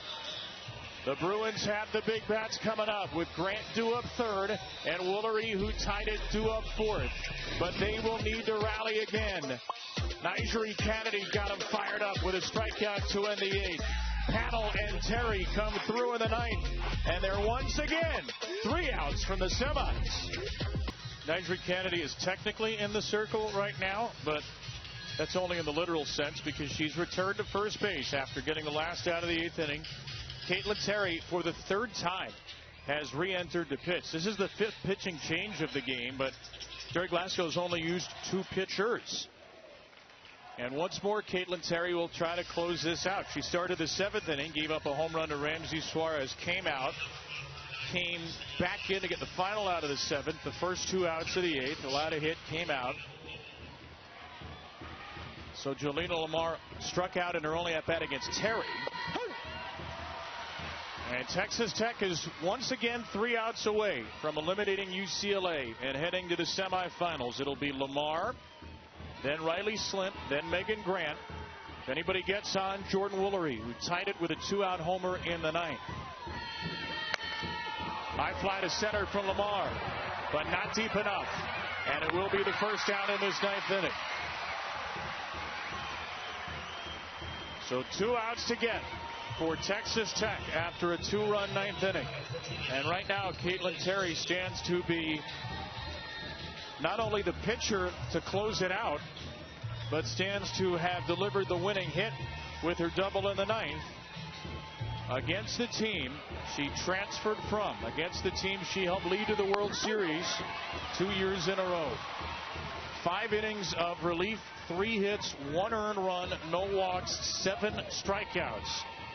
She has been brilliant, save maybe 1 pitch. 0-1 to Riley Slimp. And a ground ball through the right side is a base hit. And that means Megan Grant once more represents the tying run.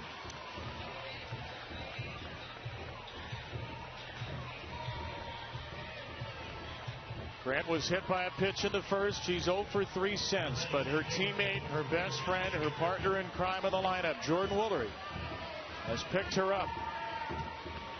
Now can Grant return the favor?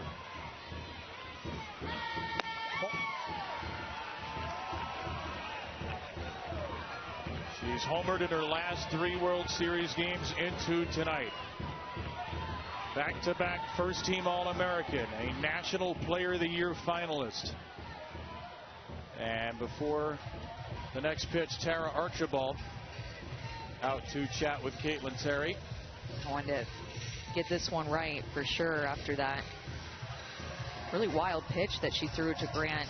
The first pitch of her at bat, Caitlin Terry has had such good command. I think that made Tara Archibald want to go out and talk to her to make sure everybody's on the same page. And the 2 hits that Grant has had at the World Series in 3 games have both been home runs. It's kind of been all or nothing for Grant here.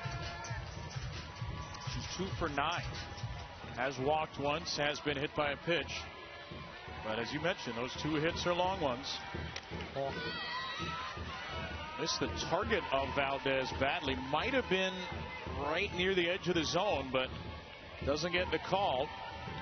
And Grant in the driver's seat on 2-0. 1 on, 1 out in the 9th. That is a strike at the top of the zone.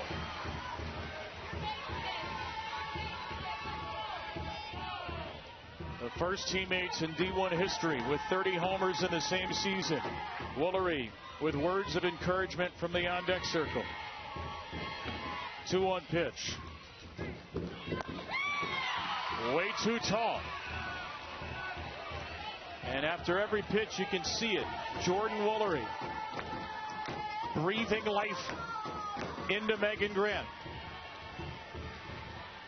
A 3-1 from Caitlin Terry. Not even close to the backstop. Ball 4. And Jordan Woolery, who has homered twice, represents the winning run. Both those home runs coming off of Nyjah Kennedy, a rise ball and an 0-2 pitch all the way back in the first, a 2-run bomb for Woolery, and then she also had one off of a changeup off of Kennedy. These big swings, Woolery has been so clutch in her career. This is going to be a tough out for Terry. Facing Terry for the second time in the game, she blasted through the middle for a base hit. The tying run, Grant to second. The winning run, Woolery to first. 5 RBIs for Jordan in the game. Bruins fight back to make it 8-7.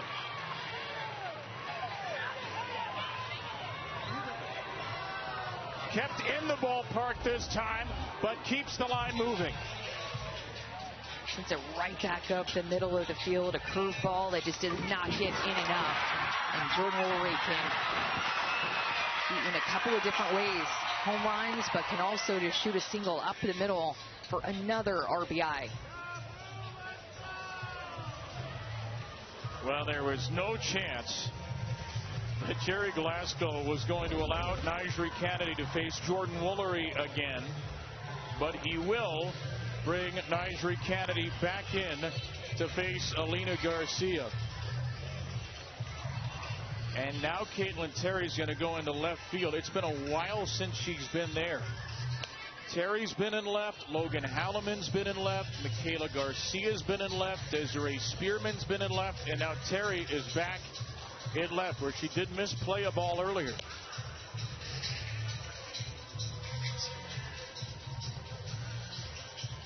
How tough is this for a pitcher to do what Nyjah Kennedy and Caitlin Terry are being asked to do here? I would say it's fairly difficult. You're not used to this. You don't do this a lot in high school or travel ball. This is very unique with how Jerry Glasgow likes to use his pitchers this way. And in softball, we can. So it's not like you never see it, but you have seen it before.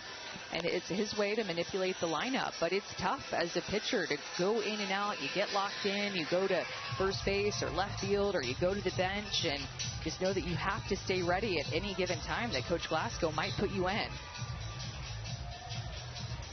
Well, the batter here is Alina Garcia. And in the top of the 9th inning, Alina Garcia committed an error on that ground ball from Maya Davis that allowed the 8th run to score.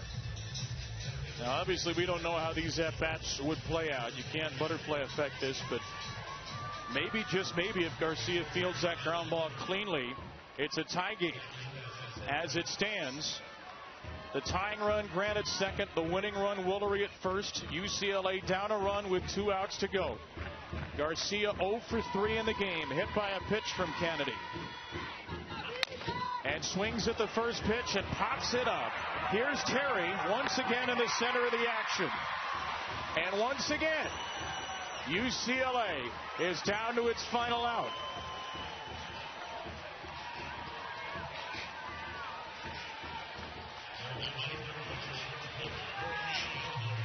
And a team with 2 historic seniors on the base paths is down to a freshman. Bree Alejandre.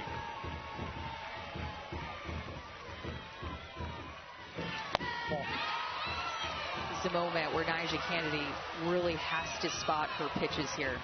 A rise ball pitcher, she's going to want to live more up in the zone, but Alejandre, a home run hitter at the plate.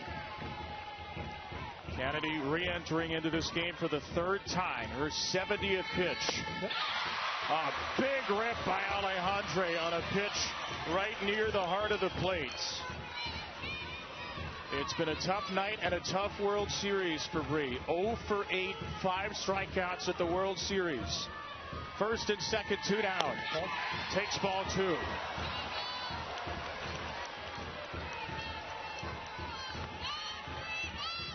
Kennedy's career, both team seasons on the line. Grant and Woolery aboard. Ball 3. A pitch that Nyjah really wanted. Thought this was a strike. Got the bottom of the zone. Looked perfect. Instead, it's 3-1. Could have been 2-2. And a swing and a miss. And we will go to a full count with 2 outs and 2 on in a 1-run game with the semifinals on the line. Strike 3! Nyjah Kennedy is not done yet, and neither is Texas Tech. 8-7 the final. Red Raiders win it in 9.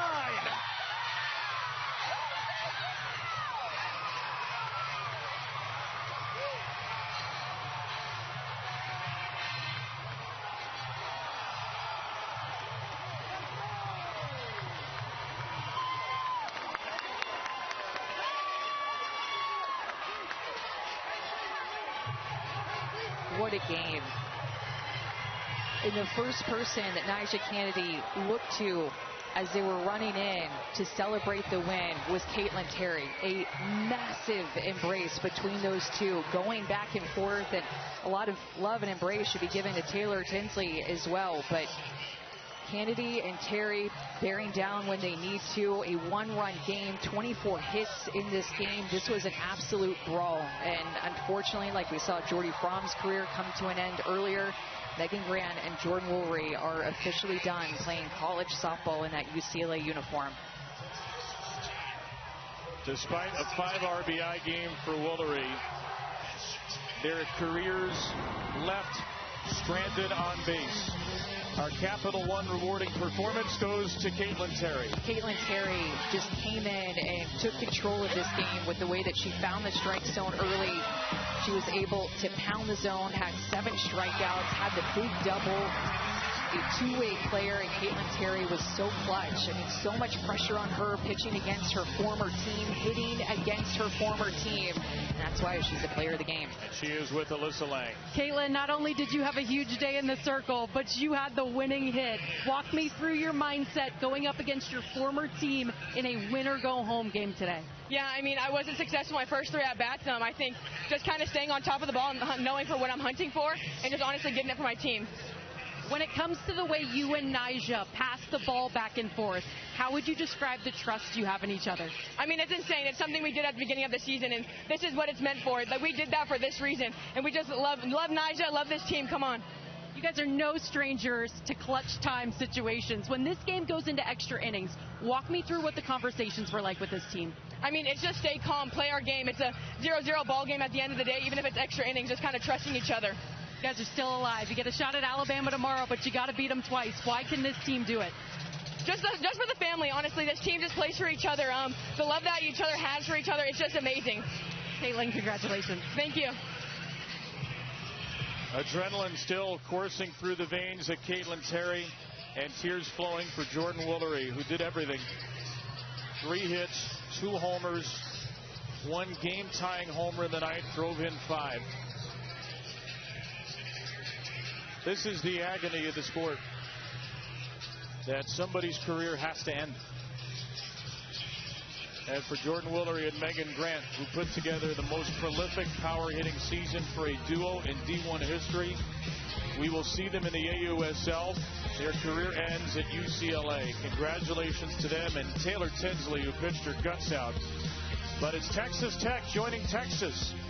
The teams to win today and advance to the semis. Tennessee, Texas, noon Eastern tomorrow. And then at 7 Eastern, Alabama, who probably enjoyed all 9 innings of this, gets to take on Texas Tech. What a night.